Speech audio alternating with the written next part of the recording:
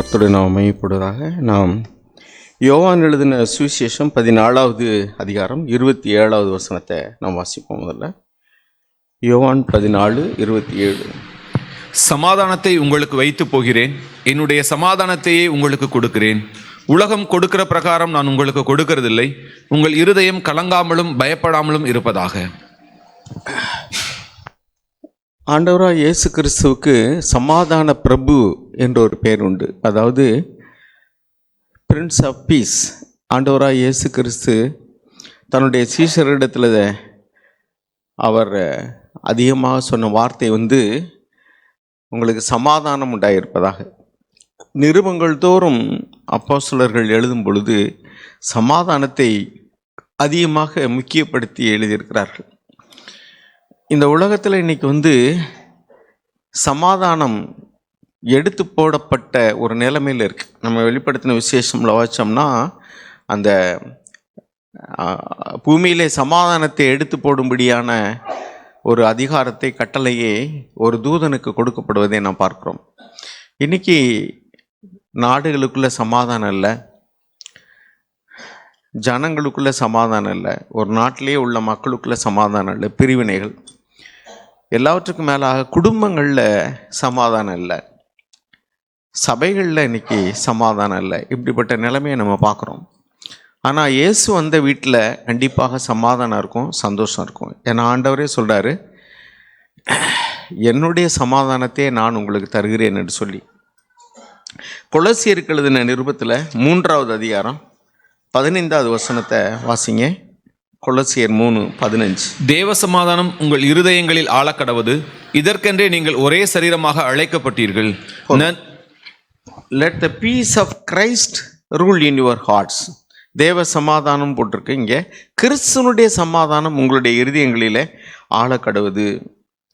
ஏன்னா கிறிஸ்து சமாதானத்தை தருகிறார். இந்த சமாதானத்தை 3 விதமாக பிரிக்கலாம். ஒன்று, தேவனுக்கும் நமக்கும் உள்ளதான உறவில் ஒரு சமாதானம். இரண்டாவது, புறம்பே இருக்கிற மனிதர்கள் எல்லாரோடும் கூட, அதாவது அவிசுவாசிகளோடு கூட ஒரு சமாதானம். அப்புறம் நமக்குள்ளேயே ஒரு சமாதானம், இளைப்பாறுதலான ஒரு வாழ்க்கை. இப்போ இதை என்ன சொல்லுவாங்கன்னா ஸ்பிரிச்சுவல், ரிலேஷனல் அண்டு எமோஷனல் அப்படிம்பாங்க. அதாவது ரோமர்கள் நிருபத்தில் 5வது அதிகாரம் 1வது வசனம் வாசிக்கிறோம். மனிதன் பாவம் செய்தபடினால தேவனோடு கூட உறவு கொள்ள முடியாத ஒரு பிணிவு உண்டானது. அப்பொழுது இயேசுவே சமாதான பிரபுவாக தேவனுக்கும் நமக்கும் ஒரு சமாதானத்தை உண்டு பண்ணினார். ரோமர் 5:1 வாசிப்போம். இவ்விதமாக நாம் விசுவாசத்தினாலே நீதிமான்கள் ஆக்கப்பட்டிருக்கிறபடியால் நம்முடைய கர்த்தராகிய இயேசு கிறிஸ்து மூலமாய் தேவனிடத்தில் சமாதானம் பெற்றிருக்கிறோம். பாருங்க, நாம் பாவம் செய்து தேவனுக்கு அந்நியரானோம். அப்போ தேவன் ஆண்டவராக இயேசு கிறிஸ்து பிதாவாகிய தேவனுக்கும் நமக்கும் இடையில் ஒரு சமாதானத்தை உண்டு பண்ணக்கூடிய ஆக்கினையை, அந்த பாவத்துக்குள்ள தண்டனையை அவர் தன் மீது ஏற்றுக்கொண்டார். ஆனபடினால இப்பொழுது நமக்கும் தேவனுக்கும் ஆவியில் சமாதானம் இருக்குது. ஒருவேளை நம்ம பாவத்தில் தவறிட்டாலும் உடனடியாக நம்ம பாவத்தை அறிக்கையிட்டு நம்முடைய மனசாட்சியில் நம்ம சுத்த உணர்வுகளை காத்து கொண்டோம்னு சொன்னால் தேவனுக்கும் நமக்கும் நம்ம இழந்த சமாதானத்தை நம்ம பெற முடியும். இதைத்தான் நம்ம ஆவிக்குரிய சமாதானம்ங்கிறோம். இரண்டாவது என்னென்னா 12:18 ரோமரில் வாசிக்கிறோம். கூடுமானவரை எல்லாரோடும் சமாதானமாக இருங்கள். இப்போ சமாதானம் அப்படின்னா 2 பேரும் ஒத்து வரணும், அப்போ தான் நம்ம சமாதானமாக இருக்க முடியும். உறவில் சமாதானம், அதனால் ரிலேஷன்ஷிப்பில் பீஸ். இப்போ தேவனுக்கும் நமக்குன்னா நம்ம ரட்சிக்கப்பட்டிருக்கிறோம், ஆண்டவராக இயேசு கிறிஸ்துவ சொந்த ரட்சகராக ஏற்றுக்கொண்டிருக்கோம், நம்முடைய பாவங்கள் மன்னிக்கப்பட்டிருக்கு, நம்ம பாவத்தை அறிக்கையிடுறோம், ஆண்டவர் மன்னிக்கிறாரு. தேவனுக்கும் நமக்கு உறவில் இடைவெளி வர்றதுக்கு அவசியம் இல்லை. அப்போ ஸ்பிரிச்சுவல் பீஸ் ஓகே. இப்போ புறம்பே இருக்கிறவர்கள் அவிசுவாசிகள் நிறைய இருக்கிறாங்க. நம்ம குடியிருக்கிற இடத்துல, வேலை செய்கிற இடத்துல, இன்னும் நம்முடைய உறவினர்கள் மத்தியில் அவிசுவாசிகள் இருக்காங்க. அப்போ அவங்களுக்கும் நமக்கும் இடையில் சமாதானம்ங்கிறது சாத்தியமானு கேட்டால் கண்டிப்பாக சமாதானமாக இருக்கணும்னு அவர் கட்டளையிடாமல் இங்கே என்ன எழுதியிருக்கு பாருங்கள். ரோமர் 12:18 நம்ம வாசிக்கிறோம். கூடுமானால் உங்களால் ஆன மட்டும் எல்லா மனுஷரோடும் சமாதானமாக இருங்கள். பாருங்க, கூடுமானால் வேதம் எவ்வளவு தூரம் ஒரு ப்ராக்டிக்கலாக இருக்குது பாருங்கள். புறம்பே இருக்கிறவர்கள் நம்ம போய் மன்னிப்பு கேட்டால் கூட சில நேரம் நமக்கு வேறு வேலை இல்லை போயா அப்படிம்பாங்க. அவிசுவாசிகள் நம்மளை பைத்தியக்கார மாதிரி நினைப்பாங்க. சில இடங்களில் வந்து அவர்களோடு கூட நம்ம சமாதானமாக இருக்கும்படிக்கு நம்ம எவ்வளோ பிரயாசப்பட்டால் கூட அவங்க இணங்கி வரலைன்னு சொன்னால் நம்ம சமாதானமாக இருக்க முடியாது. அப்போ இதில் நம்ம உணர்ந்து கொள்ள வேண்டியது என்னென்னா, புறம்பே இருக்கிறவர்கள் அவிசுவாசிகளோடு கூட நம்ம இருதயத்தில் நம்ம சமாதானமாக தான் இருக்கணும். நம்ம அவங்கள மன்னிச்சிடணும். அவங்க மன்னிப்பு கேட்காட்டாலும், ஆண்டவராகிய இயேசு கிறிஸ்து சிலுவையில் தொங்கும்போது பிதாவே அவர்களுக்கு மன்னியும் சொன்னாரே, யார் மன்னிப்பு கேட்டா அவர்கிட்ட? அவர் மன்னிப்பு கேட்கவே இல்லை, அவராக தான் மன்னிச்சார். ஆனால் மத்தேயு எழுதின சுவிசேஷத்தில் 18ஆம் அதிகாரத்தில் நம்ம வாசிக்கிறோம், அதுவே வந்து விசுவாசிகளாக இருந்தால் கேட்காமலே மன்னிக்கணும்னு இங்கே சொல்லலை பாருங்கள். 18வது அதிகாரத்தில் விசுவாசிகளுக்கும் அவிசுவாசிகளுக்கும் வித்தியாசம் இருக்குது. அவிசுவாசிகள்னால் மன்னிப்பு கேட்காமலே நம்ம மன்னிக்கணும். அதுதான் ஆண்டவர் நமக்கு காண்பித்த மாதிரி. அவர்களுக்கு தெரியல, ஏன்னா அவர்கள் அறியாமலே செய்கிறார்கள். ஆனால் விசுவாசிகள் என்று சொன்னால் சத்தியத்தை அறிந்திருக்கிறார்கள். அப்போ 18வது அதிகாரம் 15வது வசனம் வாசிங்க. மத்தேயு, உன் சகோதரன் உனக்கு விரோதமாக குற்றம் செய்தால் அவனிடத்தில் போய் நீயும் அவனும் தனித்திருக்கையில் அவன் குற்றத்தை அவனுக்கு உணர்த்து. அவன் உனக்கு செவி கொடுத்தால் உன் சகோதரனை ஆதாயப்படுத்தி கொண்டாய். அவன் செவி கொடாமற் போனால் 2-3 சாட்சிகளுடைய வாக்கினாலே சங்கதிகள் எல்லாம் நிலைவருப்படும்படி 2 உன்னுடன் கூட்டிக் கொண்டு போ. அவர்களுக்கும் அவன் செவி கொடாமற் போனால் அதை சபைக்கு தெரியப்படுத்து. சபைக்கும் செவி கொடாது இருப்பானானால் அவன் உனக்கு அஞ்ஞானியைப் போலவும் ஆயக்காரனைப் போலவும் இருப்பானாக. போதும். அப்போ ஒரு சபையில் உள்ள ஒரு சகோதரனுக்கும் பிரச்சனை இருக்குது, அல்லது சகோதரிக்கும் பிரச்சனை இருக்குன்னு சொன்னால் அவங்க முதல்ல தனித்திருக்கும் போது அவனுடைய குற்றத்தை உணர்த்து அப்படின்னு எழுதியிருக்கு. அப்போ ஏன்னா எல்லாருக்கும் இருக்கையில் போய் ஓப்பனாக சொல்ல வேண்டாம், முதல்ல தனியாக சொல்லு. அவங்க அப்போவே சமாதானம் ஆகி ஆமாம் சாரி அப்படின்னு சொல்லிட்டாங்கன்னா நீ மன்னிச்சிடணும். ஆனால் அவங்க வந்து அதுக்கு ஒத்துக்கிடலை அப்படின்னு சொன்னாக்கும் ஒரு 2-3 சாட்சியில் கூட்டிகிட்டு போய் அவனுடைய குற்றத்தை அவனுக்கு உணர்த்து. அப்போ வந்து ஒத்து வரல அப்படின்னு சொன்னாக்கும் அப்புறம் நீ சபைக்கு தெரியப்படுத்து. திருச்சபையில் சொல்லியும் கேட்கலைனாக்கும் சபைக்கு அவனை புறம்பாக்கிருங்க. அவன் வந்து உங்களுக்கு அந்நியனை போலவும் ஒரு ஆயக்காரனை போலவும் இருக்க கடவன் என்று வேதம் தெளிவாக சொல்லுகிறது. பாருங்கள், இன்னைக்கு இது வந்து புறம்பே இருக்கிறவர்கள் அவிசுவாசிகள். ஸோ அவங்கள்ட்ட வந்து நம்ம ரொம்ப எதிர்பார்க்க முடியாது. நம்ம சமாதானமாக இருக்க விரும்புகிறோம், அவங்க சமாதானமாக இருக்க விரும்பலைன்னா, சமாதானமாக இருக்கிற என்னன்னாக்கும் நம்ம வந்து நெருக்கமாக உறவாடுறதுன்னு அர்த்தம் கிடையாது. இருதயத்தில் அவங்க விரோதமாக நமக்குள்ள பழி உணர்வோ அல்லது பகைமை உணர்வோ இல்லாமல் நம்ம ஒரு பேசுனா பேசிக்கிறோம், இல்லைன்னா பேசாமல் இருக்கிறோம். அது சண்டை கிடையாது, ஒரு இணக்கமான உறவு தான். பேச அவசியம் இருந்தால் நம்ம பேசுகிறோம், இல்லைன்னா பேசலைன்னாக்கும். சில இடங்களெல்லாம் சிலர் சொல்லுவாங்க, புசித்தாலும் குடித்தாலும் எதை செய்தாலும் தேவனுடைய நாமம் மகிமைப்படணும் அப்படின்னு. சில பேரோடு கூட அதிகமாக பேசாமல் இருந்தால் சமாதானம் இருக்கும். நான் பேசியிருக்கேன் சில சகோதரிகிட்ட, அவங்களோட சண்டை இல்லை பிரதர், ஆனால் நெருங்கி போய் உறவாடினோம்னாக்கும் சமாதானம் பாதிக்கும். அதனால் ஒரு இடைவெளி விட்டே பழகிக்கிறோம், ஆனால் சமாதானமாக இருக்கும், சண்டை இல்லை, அவங்களுக்கும் எங்களுக்கு எந்த பிரச்சனையும் இல்லை. பேசினா பேசிக்கிறோம், அவசியம் இருந்தால் பேசிக்கிறோம். கொஞ்சம் நெருங்கி போய் உறவாடினோம்னா சரி, எங்களுக்குள்ளே சமாதான கேடு வருது. அதனால் வந்து ஒரு அளவோடு பேசிக்கிறோம், தட்ஸ் குட். அதாவது சமாதானமாக இருக்கிறோம் அப்படின்னா சண்டை இல்லாமல் இருக்கிறது. We are well wishers. அவங்களுக்கு வந்து ஒரு நன்மை நடக்கணும்னு நினைக்கிறது, அவங்களுக்கு வந்து தீமை நடக்கணும்னோ அல்லது ஒரு பழி வாங்கக்கூடிய உணர்வோ இல்லாமல் இருந்தாலே அது சமாதானம் தான். ஓகே. ஸோ இது புறம்பே இருக்கிறவர்கள் அல்லது அவிசுவாசிகளாகிய உறவினர்கள் இவர்களோடு கூட உள்ள தொடர்பில் கூடுமான வரைக்கும் சமாதானமாக இருந்தோம். நம்முடைய இருதயத்தில் நம்ம சமாதானமாக இருக்கணும், அவங்கள மன்னிச்சிடணும், நேசிக்கணும், அவங்களுக்கு வந்து கெடுதல் நடக்கணும்னு நினைக்கக்கூடாது. ஓகே, சரி. அதுக்கடுத்து இப்போ என்ன எழுதியிருக்குனாக்கும் இங்கே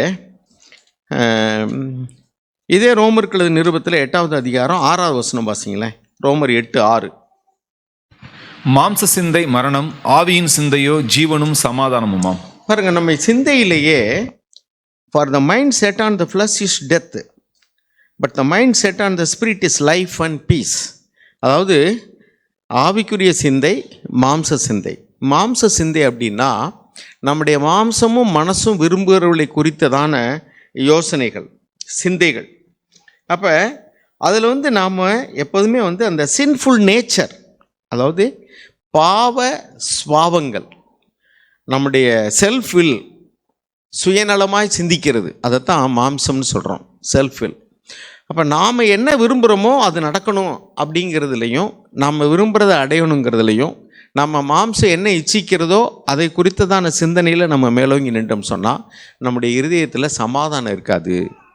அப்போ ஆவிக்குரிய சிந்தை தேவனுக்கு ஏற்றதை சிந்திக்கும் போது தான் நம்முடைய இருதயத்தில் சமாதானம் இருக்கும். அதான் இங்கே எழுதியிருக்கு. மாம்சத்தை எ mind set on the flush, மாம்ச சிந்தை மரணம், ஆவியின் சிந்தையோ ஜீவனும் சமாதானமும். சரி, அப்போ நான் என்ன சொல்ல வந்தேன்னா, நம்முடைய இருதயத்துக்குள்ள ஒரு சமாதானம் இருக்குதா? சில நேரங்களில் பயத்தினால அந்த சமாதானம் போக முடியும். எதிர்காலத்து குறித்ததான பயம், ஒரு பதஷ்டம் அல்லது காரணம் புரியாத கவலைகள், இதெல்லாம் நமக்குள்ள சமாதானத்தை கெடுக்கக்கூடியது. அதனால தான் ஆண்டவர் சொன்னார் பாருங்க, யோவான் 16:33 வாசிங்களேன். யோவான் 16:33. என்னிடத்தில் உங்களுக்கு சமாதானம் உண்டாயிருக்கும் பொருட்டு இவைகளை உங்களுக்கு சொன்னேன். உலகத்தில் உங்களுக்கு உபத்திரவம் உண்டு, ஆனாலும் திடன் கொள்ளுங்கள், நான் உலகத்தை ஜெயித்தேன் என்றார். உலகத்தில் உங்களுக்கு உபத்திரம் உண்டு, ஆனாலும் திடன் கொள்ளுங்கள். அப்படி உபத்திரம் வரும்போது நான் உங்களை விட்டுட்டேனோ அப்படின்னு நீங்கள் கவலைப்படாதீங்க. அதனால தான் நான் முன்னக்கூடியே சொல்கிறேன், உலகத்தில் விசுவாசிகளாகி அல்லது இயேசுவின் சீஷர்களுக்கு உபத்திரம் உண்டு. சத்தியத்தின் நிமித்தம் வரக்கூடிய உபத்திரம் அது. ஆண்டவராக இயேசு கிறிஸ்துவை பின்பற்றுறது நிமித்தம் வரக்கூடியதான உபத்திரவம். யோவான் 17:27 ஆண்டவராக தான் சொன்னார், உங்கள் இருதயம் கலங்க வேண்டாம், நான் உங்களை திக்கற்றவர்களாக விட்டுட்டு போயிறேன்னு சொல்லிட்டு உங்களை கைவிட்டுட்டோன்னு நினச்சி பயப்பட வேண்டாம் அப்படின்னு சொன்னார். அதே மாதிரி 20ஆம் அதிகாரம் 19ஆம் வசனம் வாசிங்க. யோவான் 20:19. வாரத்தின் முதல் நாளாகிய அன்றைய தினம் சாயங்கால வேளையில் சீஷர்கள் கூடியிருந்த இடத்தில் யூதர்களுக்கு பயந்ததினால் கதவுகள் பூட்டியிருக்கையில் இயேசு வந்து நடுவே நின்று உங்களுக்கு சமாதானம் என்றார். பாருங்க, பூட்டி இருக்கிற வீட்டிற்குள்ள பயந்து போய் உட்கார்ந்துருக்குறாங்க. ஆண்டவர் போயிட்டாரு, உயிர் தெழுந்து இன்னும் அவங்க தரிசிக்கலை. அப்போ பூட்டிய வீட்டுக்குள்ளே சீஷர்களை போய் பார்த்து உங்களுக்கு சமாதானம் அப்படிங்கிறார். அவங்களுக்கு சமாதானம் இல்லை. ஏன் சமாதானம் இல்லைன்னா, ஒரு பயத்தினால, ஐயோ என்ன ஆகுமோ, அவருக்கே இப்படி ஆயிடுச்சு, அவரே கொன்னுட்டாங்க, நமக்கு என்ன ஆகுமோ அப்படிங்கிற பயம். பாருங்க, ஆண்டவராக இயேசு கிறிஸ்து அவர்களுக்கு தம்மை வெளிப்படுத்தின உடனேயே 20ஆம் வசனத்தில் என்ன எழுதியிருக்கு பாருங்க, தே ரிஜாய்ஸ்ன்னு எழுதியிருக்கு. வாசிங்க. அவர் இப்படி சொல்லி தம்முடைய கைகளையும் விழாவையும் அவர்களுக்கு காண்பித்தார்.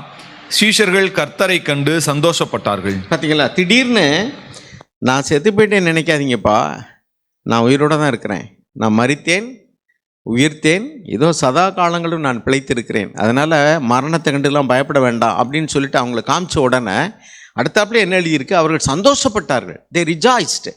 அவருடைய துக்கம் உடனே சந்தோஷமாக மாறிடுச்சு.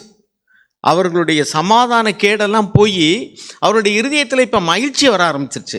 அடுத்த வசனத்தில் என்ன எழுதியிருக்கு பாருங்க, இயேசு மறுபடியும் அவர்களை நோக்கி உங்களுக்கு சமாதானம் உண்டாவதாக, உங்களுக்கு சமாதானம் உண்டாவதாக அப்படின்னு சொன்னார். ஆக ஆண்டவர் தன்னுடைய சீஷர்கள் எல்லாரும் ரொம்ப சமாதானமாக இருக்கணும் அப்படிங்கிறதுல மிகுந்த ஆர்வம் உள்ளவராக இருக்கிறார். அதனால தான் திரும்ப திரும்ப சமாதானம்ங்கிறார். கவலைப்பட வேண்டாம், கலங்க வேண்டாம், நீங்கள் சமாதானமாக இருங்க, நான் உங்கள் கூட தான் இருக்கிறேன், நான் உங்களை திக்கற்றவர்களாக விட மாட்டேன். சரி, இவ்வளோ தூரம் நம்ம சமாதானத்தை குறித்து ஆண்டவர் சொல்லியும் இன்னும் ஏன் நிறைய குடும்பங்களில் சமாதானம் இல்லை? இப்போ புறம்பே இருக்கிற சமாதானத்தை விடுங்க, அவிசுவாசிகளோடு வரும் பொழுது அவர்களுடைய நடத்தையினால் ஒருவேளை நமக்கு பாடுகளோ அல்லது கஷ்டங்களோ உண்டாகலாம். அவர்கள் சுயநலத்தினால் செய்யக்கூடிய கிரியைகள் நமக்கு மனசுக்குள்ளே வருத்தத்தை கொண்டு வரலாம். அப்பொழுதெல்லாம் ஆண்டவரே அவங்க அறியாமல் செய்கிறாங்க, நாங்களும் ஒரு காலத்தில் இப்படி தான் இருந்தோம், சுயநலமாக இருந்தோம், அல்லது மற்றவர்களை குறித்து அக்கறை இல்லாமல் இருந்தோம், அதனால் இப்படி செஞ்சுருக்காங்க, மன்னிச்சிருங்க அப்படின்னு சொல்லி ஆண்டவரை பின்பற்றி நம்மளும் அவர்களை மன்னிக்கிறதுக்கும் அவருடைய தப்பிதங்களை குறித்து அதை சீரியஸாக எடுத்துக்கிடாதபடிக்கு நம்ம இக்னோர் பண்ணிடணும். அவர்களோடு கூட போய் பேசி பழகாட்டா கூட நம்ம இருதயத்தில் அவங்களுக்கு ஆண்டவரே பிதாவை இவர்களுக்கு மன்னியும். அதுதான் இயேசு காண்பித்த வழி. புறம்பே இருக்கிற அவிசுவாசிகள் உறவினர்கள் மத்தியிலும் அப்படி தான். அவங்க அநேக நேரங்களில் சுயநலமாக இருப்பாங்க, அவங்க பொல்லாதவர்களாக இருப்பாங்க. இருக்கட்டும், நம்ம போய் அவங்ககிட்ட நெருங்கி உறவாட வேண்டாம். ஆனால் நம்முடைய இருதயத்தில் அவங்கள மன்னிச்சுட்டு எந்த அளவுக்கு சமாதானமாக இருக்க பிரயாசப்பட முடியுமோ பிரயாசப்பட்டு நம்ம மத்தியில் நம்முடைய இருதயத்தில் சமாதானத்தை காத்துக்கொண்டு நம்ம இருந்துக்கணும். கரெக்டு. ஆனால் சபையில் உள்ளவங்களுக்குள்ள அல்லது குடும்பத்தில் நமக்கு சமாதானம் இருக்கணும் அப்படின்னாக்கும் அது தானாக வந்துடும் நினைக்கவே கூடாது. அவர்களும் தேவனை விசுவாசிக்கிறார்கள், நம்மளும் தேவனை விசுவாசிக்கிறோம். அப்போ ரெண்டு பேருக்குள்ளேயும் கருத்துக்களில் வேற்றுமை வரலாம். கண்டிப்பாக கருத்துக்களில் வேற்றுமை இருக்கும். மாம்சத்தில் இருக்கக்கூடிய நம்ம ஒவ்வொருவருக்கும் கருத்துக்களில் வேற்றுமை இருக்கும். There is disagreements. ஆனால் அது டிஸ்யூனிட்டி கொண்டு போகக்கூடாது. அப்படின்னா ஒற்றுமையின்மையை, ஐக்கிய குறைச்சலை கொண்டு வரக்கூடாது. அப்படின்னா ரெண்டு பேருமோ அல்லது யாரோ ஒருத்தர் ஆண்டவருடைய வழியை விட்டு அவங்க தடம் புரண்டிருக்காங்கன்னு அர்த்தம். அல்லது நம்முடைய இருதயத்தில் மாம்சத்துக்கு இடம் கொடுத்துட்டோம், ஈகோ அல்லது மன்னிக்க முடியாத ஒரு சுபாவம், அதுக்கு இடம் கொடுத்துட்டோம்னாக்கும், நம்ம சிலுவையை எடுக்க தவறிட்டோம்னாக்கும் பகை வளர்ந்துரும். அதுதான் ஆண்டவரை குறித்து நம்ம வாசிக்கிறோம், பகையை சிலுவையிலே கொன்று அப்படின்னு வாசிக்கிறோம். அப்படின்னா சிலுவை எடுக்கிறது குறித்து நம்ம நிறைய உபதேசங்களை கேட்டிருக்கோம். ஆனால் ஆண்டவரே நீங்கள் எனக்கு உதவி செய்யுங்கன்னு போகலைன்னா நமக்குள்ளே அந்த ரட்சிப்பை பெறவே முடியாது. அதுதான் நம்ம யோவான் 5:39-40 வாசிக்கிறோம். நீங்கள் வேத வசனங்களை ஆராய்ந்து பாருங்கள், அவைகளால் உங்களுக்கு நித்திய ஜீவன் உண்டுன்னு நீங்கள் நினைக்கிறீங்க. அவைகளில் நித்திய ஜீவன் கிடையாது. அந்த வார்த்தைகள் எல்லாமே வழிகாட்டி தான். மூளை அறிவில் நீங்கள் பெற்றுக்கொள்கிறதுனால நித்திய ஜீவனை பெற முடியாது. அவைகள் என்னைத்தான் சுட்டி காட்டுகிறது, ஆனால் என்னிடத்தில் வேற உங்களுக்கு மனதில்லை என்று ஆண்டவர் சொல்கிறார். அப்படின்னா நாம் நிறைய உபதேசங்களை கேட்டோம். சபையில் இருக்கக்கூடிய உங்களுக்கு நம்மெல்லாம் சமாதானமாக இருக்கணும், கணவன் மனைவி சமாதானமாக இருக்கணும், குடும்பத்தில் சமாதானம் இருக்கணும், சகோதரர்களுக்குள்ள இதெல்லாம் தெரியாத என்ன? ஏன்னா நம்ம சபையில் இருக்கக்கூடியவங்களுக்கு அப்போ எத்தனையோ காலமாக நமக்கு தெரியும். மன்னிக்கணும், நேசிக்கணும், மன்னிப்பு கேட்கணும், அப்படிலாம் சிலுவை எடுக்கணும், இதெல்லாம் நமக்கு தெரியாத உபதேசமே கிடையாது. நம்ம ஆரம்பத்துலேருந்து கேட்டுக்கிட்டே தான் இருக்கணும். அதுலேயே நம்ம சபையில் ரொம்ப தெளிவாக போதிக்கிறோம். அப்படின்னா ஏன் அப்போ சமாதானம் இல்லை? மூளை அறிவில் நமக்கு தெரியுது, வி நோ த ஸ்கிரிப்சர், வசனம் கூட நமக்கு தெரியும். ஆனால் அது செயல்பாட்டில் வரும் பொழுது நாம் அதை செய்கிறதில்லை. அதனால தான் பிலிப்பியர் 2ஆம் அதிகாரத்தில் எழுதியிருக்கு பாருங்களேன். பிலிப்பியர் 2:12. ஆதலால் எனக்கு பிரியமானவர்களே, நீங்கள் எப்பொழுதும் கீழ்ப்படுகிறபடியே நான் உங்களுக்கு சமீபமாய் இருக்கும் பொழுது மாத்திரமல்ல, நான் தூரமாய் இருக்கிற இப்பொழுதும் அதிக பயத்தோடும் நடுக்கத்தோடும். ஒரு வயல்காரர் தரிசா போட்டு வச்சுருப்பார், இன்னொரு வயல்காரர் அதுக்கு நல்லா தரிசு நிலத்தை பக்குவப்படுத்தி உழுது வெள்ளாமை போட்டு அப்படியே சோளம் மாதிரிக்கு இருக்கும். ரெண்டுமே சொந்த நிலம்தான், பட்டாதாரிகள் தான், ரெண்டு பேருமே விவசாயிகளாக இருப்பாங்க. ஆனால் ஒரு நிலம் நல்லா செழிப்பாக இருக்கும், இன்னொரு நிலம் செழிப்பில்லாமல் இருக்கும். சபையில் உள்ளவருடைய குடும்பங்களே பாருங்களேன். சில சகோதரர்கள் நல்ல விசுவாசத்தில் ஆண்டவரை அண்டி கொண்டவருடைய குடும்பங்களை பார்த்தீங்கன்னா அவர்கள் குடும்பத்தில் சமாதானம் இருக்குது, கணவன் மனைவிக்குள்ள சமாதானம் இருக்குது, பிள்ளைகள் பெற்றோர்களுக்குள்ள சமாதானம் இருக்குது, அவருடைய வீட்டில் வேலை செய்கிறவங்க கூட அவங்களுக்குள்ள சமாதானம் இருக்குது. எப்படி இருக்குது அப்படின்னா தே ஆர் ஒர்க்கிங் அவுட். அது தானாக வராது. அதான் இங்கே எழுதியிருக்கு, work out your salvation with fear and trembling. பயத்தோடும் நடுக்கத்தோடும் உங்களுடைய ரட்சிப்பு நிறைவேற பிரயாசப்படுங்கள். அது ரட்சிப்பு குறித்து தான் இப்போ எழுதியிருக்குன்னு நினைக்கிறீங்களா? இல்லை, அந்த வசனத்தை நீங்கள் உள்ளே போய் பாருங்கள். அது எங்கே ஆரம்பிக்குது அப்படின்னா, நான் இதுக்கு முன்னாடி உங்கள்கிட்ட சொல்லியிருக்கேன். 2ஆவது அதிகாரத்தில் 1ஆவது வசனத்தை வாசிங்களேன், 2ஆவது வசனத்தை வாசிங்களேன். நீங்கள் ஏக சிந்தையும் ஏக அன்பும் உள்ளவர்களாய் இருந்து இசைந்த ஆத்துமாக்களாய் ஒன்றையே சிந்தித்து என் சந்தோஷத்தை நிறைவாக்குங்கள். அதே மாதிரி 27வது வசனம் 1ஆவது அதிகாரம் 27 பாருங்க. அதனுடைய தொடர்ச்சியாக தான் இது எழுதுகிறார். 1:27 வசனம். நான் உங்களை கண்டாலும் நான் வராமல் இருந்தாலும் நீங்கள் ஒரே ஆவியிலே உறுதியாய் நின்று ஒரே ஆத்மாவினாலே சுவிசேஷத்தின் விசுவாசத்திற்காக கூட போராடி எதிர்க்கிறவர்களால் ஒன்றிலும் மருளாதிருக்கிறீர்கள் என்று உங்களை குறித்து நான் கேள்விப்படும்படி எவ்விதத்திலும் நீங்கள் கிறிஸ்துவின் சுவிசேஷத்திற்கு பாத்திரராக மாத்திரம் நடந்து கொள்ளுங்கள். With one mind striving together for the faith of the gospel. அப்படின்னா இங்கே என்ன எழுதியிருக்குனாக்கா, ஒரே மனதோடு கூட. அப்படின்னா என்ன? சமாதானமாக இணக்கமாக இருக்கணும். ஒரு போட்டி மனப்பான்மை உங்களுக்குள்ள இருக்கக்கூடாது. நான் பெருசா நீ பெருசான்னு நினைக்கக்கூடாது. இப்படிலாம் நம்ம வாசிக்கும் பொழுது நாம் முதல்ல சகோதரர்களுக்குள்ள ஒரு ஐக்கியம் இல்லை அப்படின்னா நாம் அவங்கள மனசார மன்னிச்சிட்டோமா, அவருடைய தப்பிதங்களை பெருசாகவும் நம்முடைய தரப்பில் குற்றமே இல்லைன்னு நினைக்கிறோமா, இதெல்லாம் நம்ம சாதாரணமாக செய்யக்கூடிய காரியம்தான். அதனால தான் கொலேசியர்கள் நிருபத்தில் 3ஆவது அதிகாரத்தில் நம்ம 3:15 வாசிச்சோம்ல, நம்ம அதுக்கு முன்னாடி உள்ள வசனத்திலிருந்து வாசிங்களேன். 12லேருந்து வாசிங்க, 12லேருந்து. ஆகையால் நீங்கள் தேவனால் தெரிந்து கொள்ளப்பட்ட பரிசுத்தரும் பெரியருமாய் உருக்கமான இரக்கத்தையும் தயவையும் மனத்தாழ்மையையும் சாந்தத்தையும் நீடிய பொறுமையையும் தரித்து கொண்டு ஒருவரை ஒருவர் தாங்கி ஒருவர் பேரில் ஒருவருக்கு குறைபாடு உண்டானால் கிறிஸ்து உங்களுக்கு மன்னித்தது போல ஒருவருக்கொருவர் மன்னியுங்கள். இவை எல்லாவற்றின் மேலும் பூரண சற்குணத்தின் கட்டாகிய அன்பை தரித்து கொள்ளுங்கள். பாருங்க, ஒருவருக்கொருவர் மன்னியுங்கள். எல்லாவற்றுக்கும் மேலாக பூரண சற்குணத்தின் கட்டு அப்படின்னா பாண்ட் ஆஃப் பீஸ். ஒரு கட்டடம் கட்டும்போது 2 கல்லுக்கு இடையில சாந்து வைக்கிறது மாதிரிக்க நீங்கள் என்ன செய்யணுன்னாக்கா அன்பு. அங்கே அன்பினால் ஒருவர் நீங்கள் தாங்குங்க, மன்னிப்பு கேளுங்க, மன்னிங்க. இப்படிலாம் ஒர்க் அவுட் யுவர் சால்வேஷன். அதான் நீங்கள் பயத்தோடும் நடுக்கத்தோடும் இப்படி செய்கிறதுக்கு பிரயாசப்படுங்க. சில வீடுகளில் பார்த்தீங்கன்னா அந்த பிள்ளைகளை வளர்க்குறதுல பெற்றோர்கள் தங்களை அர்ப்பணித்து கொள்கிறார்கள். அந்த பிள்ளைகளை கவனிக்கிறது, ஸ்கூலுக்கு போகும்போது எப்படி இருக்கிறாங்க, படிப்பில் எப்படி இருக்கிறாங்க, கீழ்ப்படிதல் எப்படி இருக்காங்க, அவங்களுடைய நடத்தைகளை கண்காணிக்கிறது. பள்ளிக்கூடத்துக்கு போயிட்டு வந்தால் அந்த பைக்கெட்டில் வந்து ஏதாவது திருடிட்டு வந்திருக்காங்களா, பென்சிலை, ரப்பரை, பேனாவை, அல்லது நாம் வாங்கி கொடுக்காத ஏதாவது பொருள்கள் அதில் வச்சுருக்காங்களா, அல்லது அவர்களுடைய நண்பர்களோடு உள்ள சேர்க்கை எப்படி இருக்குது, எப்படிப்பட்ட நண்பர்களோடு கூட பழகுறாங்க, இதையெல்லாம் பார்த்து ஆண்டவரே ஆண்டவரேன்னு சொல்லிட்டு அந்த பிள்ளைகளுக்காக ஜெபித்து அந்த பிள்ளைகளுக்கு புத்தி சொல்லி, அந்த பிள்ளைகள்கிட்ட புத்தி சொல்லும்போது எல்லாருக்கும் முன்னாடி வச்சு கண்டிக்காமல் அவங்கள தனிமையில் வச்சு கண்டிக்கணும். ஏன்னா அங்கேயே சகோதரருக்கு புத்தி சொல்லும்போது கூட நீ அங்கே தனிமையில் போய் சொல்லுன்னு எழுதியிருக்கு. ஏன்னா ஒவ்வொருவருக்கும் ஒரு கௌரவம்னு ஒன்று இருக்குது. அதனால் அவங்கள்ட்ட தனிமையில் சொல்லி அப்படி அந்த பிள்ளைகளை வந்து வளர்க்குறதுல நம்மளையே அர்ப்பணித்து கொள்ளணும். அதே மாதிரி தான் இங்கே நம்ம குடும்பத்தில் கணவன் மனைவிக்குள்ள சமாதானம் இல்லைன்னு நமக்கு தெரியுது அப்படின்னா தானாக சமாதானம் வராது. சர்ச்சுக்கு போகிறோம், வார்த்தை கேட்குறோம், வராது. அதனால தான் இங்கே எழுதியிருக்கு ஒர்க் அவுட் யுவர் சால்வேஷன், பிரயாசப்படுங்கள். ஒர்க் அவுட் அப்படின்னா பிரயாசப்படு. ஸோ பிரயாசப்பட்டு பயிரிடுகிறவன் அப்படின்னு எழுதியிருக்கு. ஒரு பயிர், ஒரு நிலத்தை வந்து பிரயாசப்பட்டால் தான் அந்த இடம் தரிசு நிலமாக இருக்கிறது வந்து சோளம் மாதிரி மாறிடுது. நான்லாம் பார்த்துருக்குறேன். இந்த இங்கேருந்து சிவகங்கையிலேருந்து மதுரை போகிற வழியில் ரைட் சைடில் பார்த்தீங்கன்னா பொட்டைக்காடாக இருக்கும். ரொம்ப தொலைக்கு வந்து வெறும் அப்படியே காடு மாதிரி மரம் கூட இருக்காது, மொட்டை தரிசாக இருக்கும். இப்போல்லாம் இங்கே பார்த்தீங்கன்னா கட்டடங்கள் இருக்குது, இல்லாட்டிக்கும் தென்னந்தோப்புகள் அப்படிலாம் நல்ல சோளம் மாதிரி இருக்குது. எப்படி அப்படின்னா யாரோ ஒருத்தர் வந்து அதை வாங்கி அந்த இடத்துல வந்து ஒரு போர் போட்டு அந்த இடத்தையெல்லாம் சுத்தம் பண்ணி வேலி எடுத்து அப்படியே நம்ம வந்து அது எந்தெந்த மரங்களை அந்த இடத்துக்கு தகுந்தாற்போல் சீதோஷ்ண சூழ்நிலை, மழை, தண்ணி இதெல்லாம் பார்த்து அதுக்கு தகுந்தாற்போல் என்ன பயிர்கள் இடலாம் அப்படின்னு வந்து பயிர் செய்யும்போது பார்த்தீங்கன்னா அது பெரிய பண்ணையாக உருவெடுத்துருது. அப்போ திட்டமிட்டு செய்கிறோம். நம்ம ஒரு வீட்டில் தோட்டம் போடுறோம் பாருங்கள், இந்த இடத்துல இங்கே சுற்றி நம்ம வந்து அழகான பூச்செடிகளெல்லாம் வச்சுருக்குறோம். எப்படி அது உண்டாகுது? டெய்லி வந்து யாராவது ஒருத்தர் அதுக்கு தண்ணி விடுறோம்.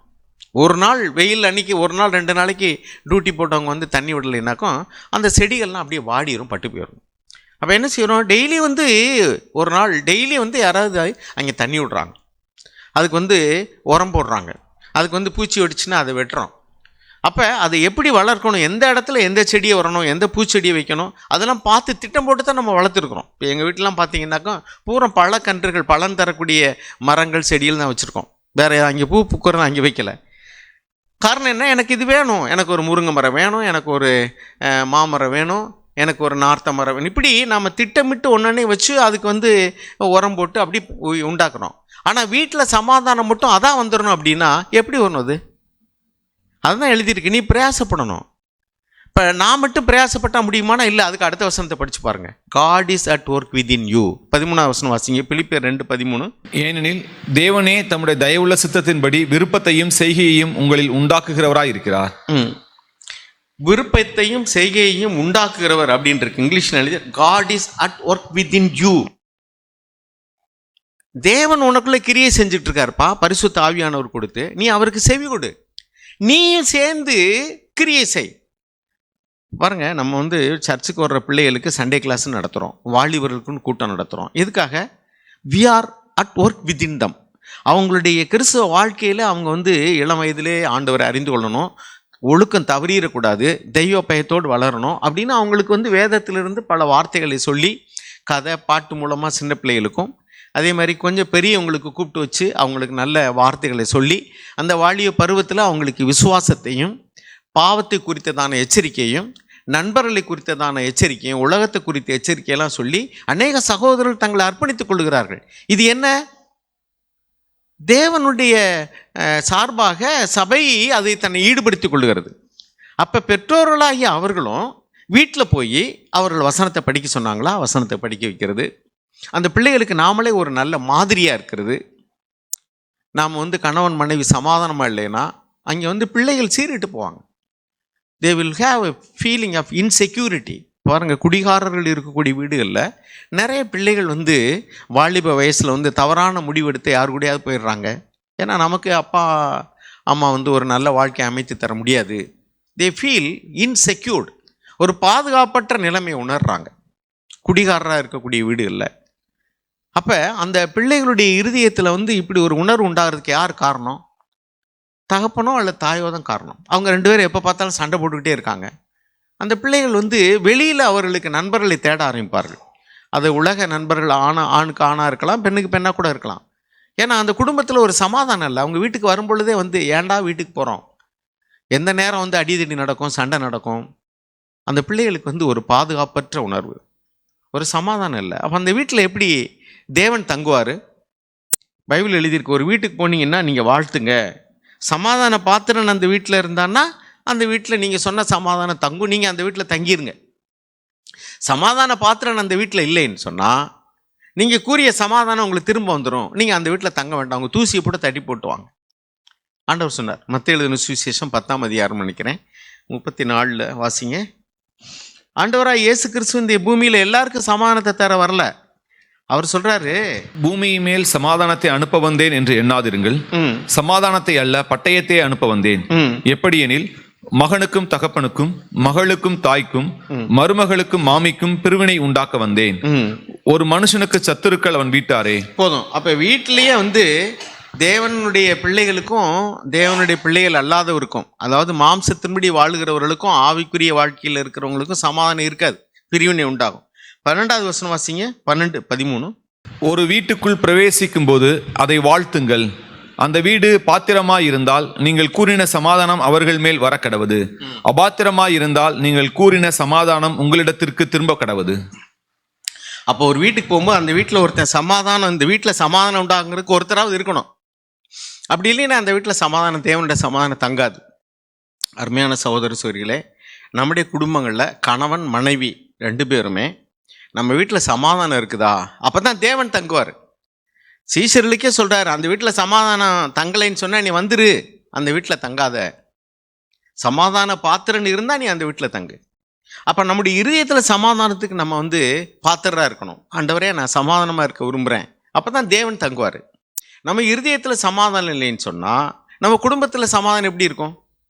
நம்ம வந்து சில சமயத்தில் வந்து நம்மளுடைய ஸ்பிரிட்டில் எஜிடேட் ஆகிடுவோம். நான் அப்படி ஆகியிருக்கிறேன். நம்ம எல்லாருமே தவறக்கூடியவங்க தான். ஆனால் அடுத்த நிமிஷமே நம்ம அதை உணர்ந்து நம்ம ஒருவேளை மனைவிக்கிட்ட மன்னிப்பு கேட்கணும், மன்னிப்பு கேட்கணும், சகோதரர்கள்ட்ட நம்ம தப்பு பண்ணிட்டா மன்னிப்பு கேட்கணும், அல்லது நம்ம வந்து ரியலைஸ் பண்ணி அதை நம்ம சரி பண்ணிக்கிறணும். அப்படி பண்ணால் தான் நாம் வந்து சமாதானமாக இருக்க முடியும். நம்ம முக்கியமாக வலியுறுத்த விரும்புவது என்னென்னாக்கும், கணவன் மனைவி உறவு, பெற்றோர்கள் பிள்ளைகள் உறவு, நமக்கும் நம்முடைய வேலைக்காரர் வேதம் அதை தான் திரும்ப திரும்ப சொல்லுது. பாருங்கள், கொலேசியர்கள் நிருபத்தில் 18ஆம் வசனத்திலிருந்து வாசிங்களேன். அதே மாதிரி எபேசியர் 5:22 வாசிங்கன்னா 6வது அதிகாரம் 9ஆம் வசனம் வரைக்கும் எபேசியரில், கொலேசியரில் 3ஆம் அதிகாரத்துலேருந்து 19 4வது அதிகாரம் 1ஆம் வசனம் வரைக்கும் பார்த்தீங்கன்னாக்கும் அங்கே வந்து செட்டாக 3 செட்டை சொல்கிறார். 3 sets ஆஃப் பீப்புள், குரூப்பாக வாசிங்களேன். புருஷர்களே, கொலேசியர் 3:19 வாசிங்க. புருஷர்களே, உங்கள் மனைவிகளில் அன்பு கூறுங்கள், அவர்கள் மேல் கசந்து கொள்ளாதிருங்கள். பிள்ளைகளே, உங்களை பெற்றாருக்கு அதுக்கு முந்தின வசனம், மனைவிகளே கர்த்தருக்கு ஏற்கும்படி உங்கள் புருஷருக்கு கீழ்ப்படியுங்கள். 18ஆம் வசனம், மனைவிகளே கர்த்தருக்கு ஏற்கும்படி உங்கள் புருஷருக்கு கீழ்ப்படியுங்கள். இன்னைக்கு நிறைய இடங்கள்ல மனைவிமார்கள் வந்து புருஷர்களுக்கு கீழ்ப்படுகிறது இல்லை. தே கிளைம் ஈக்குவாலிட்டி. 1 பேதுரு 3ஆம் அதிகாரத்தில் வாசிக்கிறோம், இயேசு வந்து எப்படி சமமாக இருப்பதை கொள்ளையாடின பொருளாக என்னலைன்னு பிலிப்பியர் 2 வாசிக்கிறோமோ, அதே மாதிரிக்க புருஷன் மனைவி சமமாக இருந்தாலும் மனைவி வந்து புருஷனை தன்னை காட்டிலும் உயர்வாக மதிக்க வேண்டும் வேதம் சொல்லுகிறது. எபேசியர் 5ஆம் அதிகாரம் 33ஆம் வசனம் வாசிங்க. இங்கே மறுபடியும் வருவோம். எபேசியர் 5:33 பாருங்கள். தே மஸ்ட் ரெஸ்பெக்ட் தம் எழுதியிருக்கு. இன்றைக்கி நிறைய வீடுகளில் வந்து மனைவிமார்கள் வந்து புருஷன்மார்களை நான் பார்த்துருக்கேன். சில வீடுகளில் பார்த்தீங்கன்னா வாம்பாங்க. இன்றைக்கெல்லாம் ஒரு மோசமான கலாச்சாரம். I am deadly against it. என்னென்னா, புருஷன் வந்து வாபங்கிறது, வந்துச்சு போச்சுங்கிறது. சில வீடுகளில் அவர் இவர் சுவர். நான் இந்த அவர் இவர்னு கூப்பிடுறதே எனக்கு பிடிக்காது. வாங்க போங்கன்னு கூப்பிட்றதுல என்ன இது இருக்குது? பெரும்பாலும் மனைவிமார்கள் கணவன்மார்களை விட வயசில் கம்மியாக தான் இருக்கிறாங்க. நம்ம சர்ச்சிலேயே வந்து சகோதரர்கள் வந்து வயசில் கம்மியாக உள்ளவங்கள போடா வாடான்னு கூப்பிட்றது கூட நம்ம விரும்புறதில்ல, போவான்னு கூப்பிட்றத கூட விரும்புறதில்ல. ஈவன் மை ஓன் சன் நான் வந்து போடா வாடான்னு கூப்பிட்றது. நிறைய பேர் அப்படி தான். ஒரு குறிப்பிட்ட வயசுக்கு மேலே போயிடுச்சுன்னா, சின்ன வயசாக இருக்கும்போது கூப்பிடுவோம், தே ஆர் சில்ட்ரன், அது செல்லமாக கூட சொல்லுவோம். பொம்பளை பிள்ளைகள் கூட வாடா போடான்னு சொல்லுவோம். That is different. பட் ஒரு குறிப்பிட்ட ஏஜுக்கு மேலே வந்துருச்சுனாக்கும் அவங்களுக்கு உரிய மரியாதை கொடுக்கணும். வாப்பா போப்பான்னு சொல்லலாம், தப்பு கிடையாது. வாப்பான்னு சொல்கிறது கூட தப்பு கிடையாது. ஆனால் வாடா போடா அப்படின்றதையே நம்ம அவாய்ட் பண்ணணும். You must give them respect. அதே மாதிரி தான் பாருங்கள், இங்கே என்ன வாசிக்கிறோம்? 5வது அதிகாரம் 33 உங்களிலும் அவனவன் தன்னிடத்தில் அன்பு கூறுவது போல தன் மனைவியினிடத்திலும் அன்பு கூற கடவன். மனைவியும் புருஷனிடத்தில் பயபக்தியாய் இருக்க கடவள். புருஷனிடத்தில் மனைவி பயபக்தியா இருக்க கடவுள். இங்கிலீஷ்ல என்ன போட்டிருக்கு பாருங்க, இங்க அதை கீழே பாருங்க. the wife must see to it that she respects her husband. எந்த சூழ்நிலையிலையும் உங்களுக்குள்ள கருத்துக்கள் வேற்றுமை இருக்கலாம். நீங்க சொல்ற கருத்துக்களை உங்களுடைய புருஷன் ஏற்றுக்கொள்ளாம போகலாம். நீங்க ஒருவேளை நல்ல கருத்தை சொல்லலாம், நல்ல யோசனை சொல்லலாம். உங்களுடைய கணவர் கடவுள் கிடையாது. அவருடைய பார்வையில் அவர் சொல்றதான் சரியா தெரியலாம். ஓகே, பரவாயில்ல. 2 தடவை சொல்றீங்க, கேட்கலன்னு அதோட விட்டுறணும். நொய் நொய் நொய் நொய்ன்னு சொல்லிட்டு நீங்க சொல்றதை கேட்குற வரைக்கும் அவரை ஒரு வழி பண்ணி, அவருக்கு இடைஞ்சல் பண்ணி, அவரை வந்து டிஸ்ரெஸ்பெக்ட் பண்ணி, அல்லது என் வழிக்கு கொண்டு வரணும் அப்படின்னு நினைக்கக்கூடாது. அப்படின்னா you are not respecting your husband. சாக் சொல்லுவார், கணவன் மனைவி நீங்கள் திருமணம்னு பார்க்கும்போது சம்டைம்ஸ் வந்து புருஷர்கள் சில இடங்களில் வயசில் கம்மியாக கூட இருக்கலாம். ஆனாலும் see to it that she looks up to him. அதாவது அந்த மனைவி வந்து புருஷன் தன்னை விட வயசில் கம்மியாக இருந்தால் கூட தனக்கு மேல் அதிகாரம் உள்ளவராக அவரை மதிக்கிற நிலைமையில் இருக்கணும். அவங்க மதிக்கலைன்னு சொன்னால் அந்த திருமணம் நல்லா இருக்காது. அது வயசு கூடவோ குறையவோ அது வேற விஷயம். ஆனால் அந்த மனைவி புருஷனை தன்னை விட மேலாக மதிக்க வேண்டும், அவருடைய அதிகாரத்திற்கு கீழ்ப்படிந்திருக்க வேண்டும். ஒரு ஸ்ரீ வந்து சபையில் முக்காடு போடுறதுக்கு என்ன அர்த்தம்னு பைபிள் எழுதியிருக்குனாக்கா, புருஷனுக்கு நான் கீழ்ப்பட்டு இருக்கிறேன் அப்படிங்கிறது அர்த்தம். புருஷர்கள் ஏன் முக்காடு போடக்கூடாதுனாக்கா, நாம் வந்து அவர்கள் மனைவிமார்களுக்கோ அங்குள்ளவர்களுக்கு கீழ்ப்படிந்தவர்கள் அல்ல, தேவனே அவர்களுக்கு தலையாக இருக்கிறார் ஆனபடினால. அதனால் நாம் வந்து இந்த அதிகார வரம்புகளையும் பவுண்ட்ரியையும் நம்ம கிராஸ் பண்ணக்கூடாது. அவங்களுடைய எல்கைக்குள்ள நிற்கணும். மனைவி வந்து புருஷனை மதிக்க வேண்டும். எந்த சூழ்நிலையிலையும் மரியாதை குறைச்சலான வார்த்தைகள், சில இடங்களில் போ வாங்கிறது, அதெல்லாம் என்ன பாஷை அது? உலகத்தில் உள்ள மனிதர்கள் அப்படி போ வா அப்படிம்பாங்க. அப்புறம் அவர் கை நீட்டி அடிப்பார், அவர் 2 சாத்துவார். இதெல்லாம் வந்து சபையில் உள்ளவங்க வீடுகள் இப்படி நடந்துச்சுன்னா சரி, அவங்க இன்னும் ரட்சிக்கப்படவே இல்லைன்னு தான் நான் சொல்லுவேன். It's not good. இப்படிலாம் கேள்விப்பட்டோம்னா ரொம்ப கஷ்டமாக இருக்கும். மனைவி புருஷனுக்கு உண்மையாக இருக்கணும். மல்கியா அவனுடைய புஸ்தகத்தில் 2:15-16 வாசிக்கிறோம். புருஷன் மனைவிக்கு உண்மையாக இருக்கணும், மனைவி புருஷனுக்கு உண்மையாக இருக்கணும். ஏன்னா ஆவியில் கூட நம்ம ஒவ்வொரு திருமணங்கள்லையும் நம்ம புத்தி சொல்கிறோம். அது புதிதாய் திருமணமாகிறவர்களுக்கு மாத்திரமல்ல, எல்லாருக்கும் தான். எந்த காரணத்தை முன்னிட்டோம், நீங்கள் திருமணத்துக்கு முன்னாடி ஒருவேளை நீங்கள் வந்து தவறான ஒரு பாய் ஃப்ரெண்டு கேர்ள் ஃப்ரெண்டுன்னு கூட நீங்கள் பழகிருக்கலாம். நீங்கள் ஒருவரை திருமணம் செய்ய நினச்சி முடியாமல் போயிருக்கலாம். That's all, every thing over. அதை போய் இப்போ நம்ம கிளறக்கூடாது. ரட்சிக்கப்படுவதற்கு முன்னாடி நீங்கள் செஞ்ச பாவங்களோ அல்லது திருமணத்துக்கு முன்னாடி இன்னார் தான் கணவன் இன்னார் தான் மனைவின்னு ஃபிக்ஸ் பண்ணுறதுக்கு முன்னாடி நீங்கள் வாழ்க்கையில் தவறி இருக்கீங்களோ, லீவ் இட். அதெல்லாம் வந்து செத்த மனுஷனை கல்லறையில் அடக்கம் பண்ண மாதிரி அடக்க முடியணும். நீ யாரும் அதை போய் தோண்டுனா அது நாரத்தான் செய்யும். Leave it. ஆனால் என்னைக்கு வந்து கணவன் மனைவிங்கிற ஒரு பந்தத்துக்குள்ளே வந்தோமோ அப்பொழுது புருஷன் மனைவிக்கு 100க்கு 100 ஆவியில் உண்மையாக இருக்கணும். நம்ம அதை மல்கியா 2:15 வாசிங்களேன். கீழே பின்னாடி எழுதியிருக்கு பாருங்க, 2வது பகுதியில். ஆகையால் ஒருவனும் தன் இள வயதின் மனைவிக்கு துரோகம் பண்ணாதபடிக்கு உங்கள் ஆவியை குறித்து எச்சரிக்கையாயிருங்கள். அதுக்கு அடுத்து இன்னொரு இடத்துல வருது அதே இதில் அடுத்து, உன் ஆவியை குறித்து எச்சரிக்கையாருன்னு அர்த்தம். பழைய ஏற்பாட்டின் புஸ்தகத்தில் ஆவியை குறித்து எச்சரிக்கையான்னு எழுதியிருக்கு. அதில் பாருங்க பின்னாடி, டேக் ஹீட் யுவர் ஸ்பிரிட், இங்கிலீஷில், that you do not deal ட்ரெச்சரஸ்லி.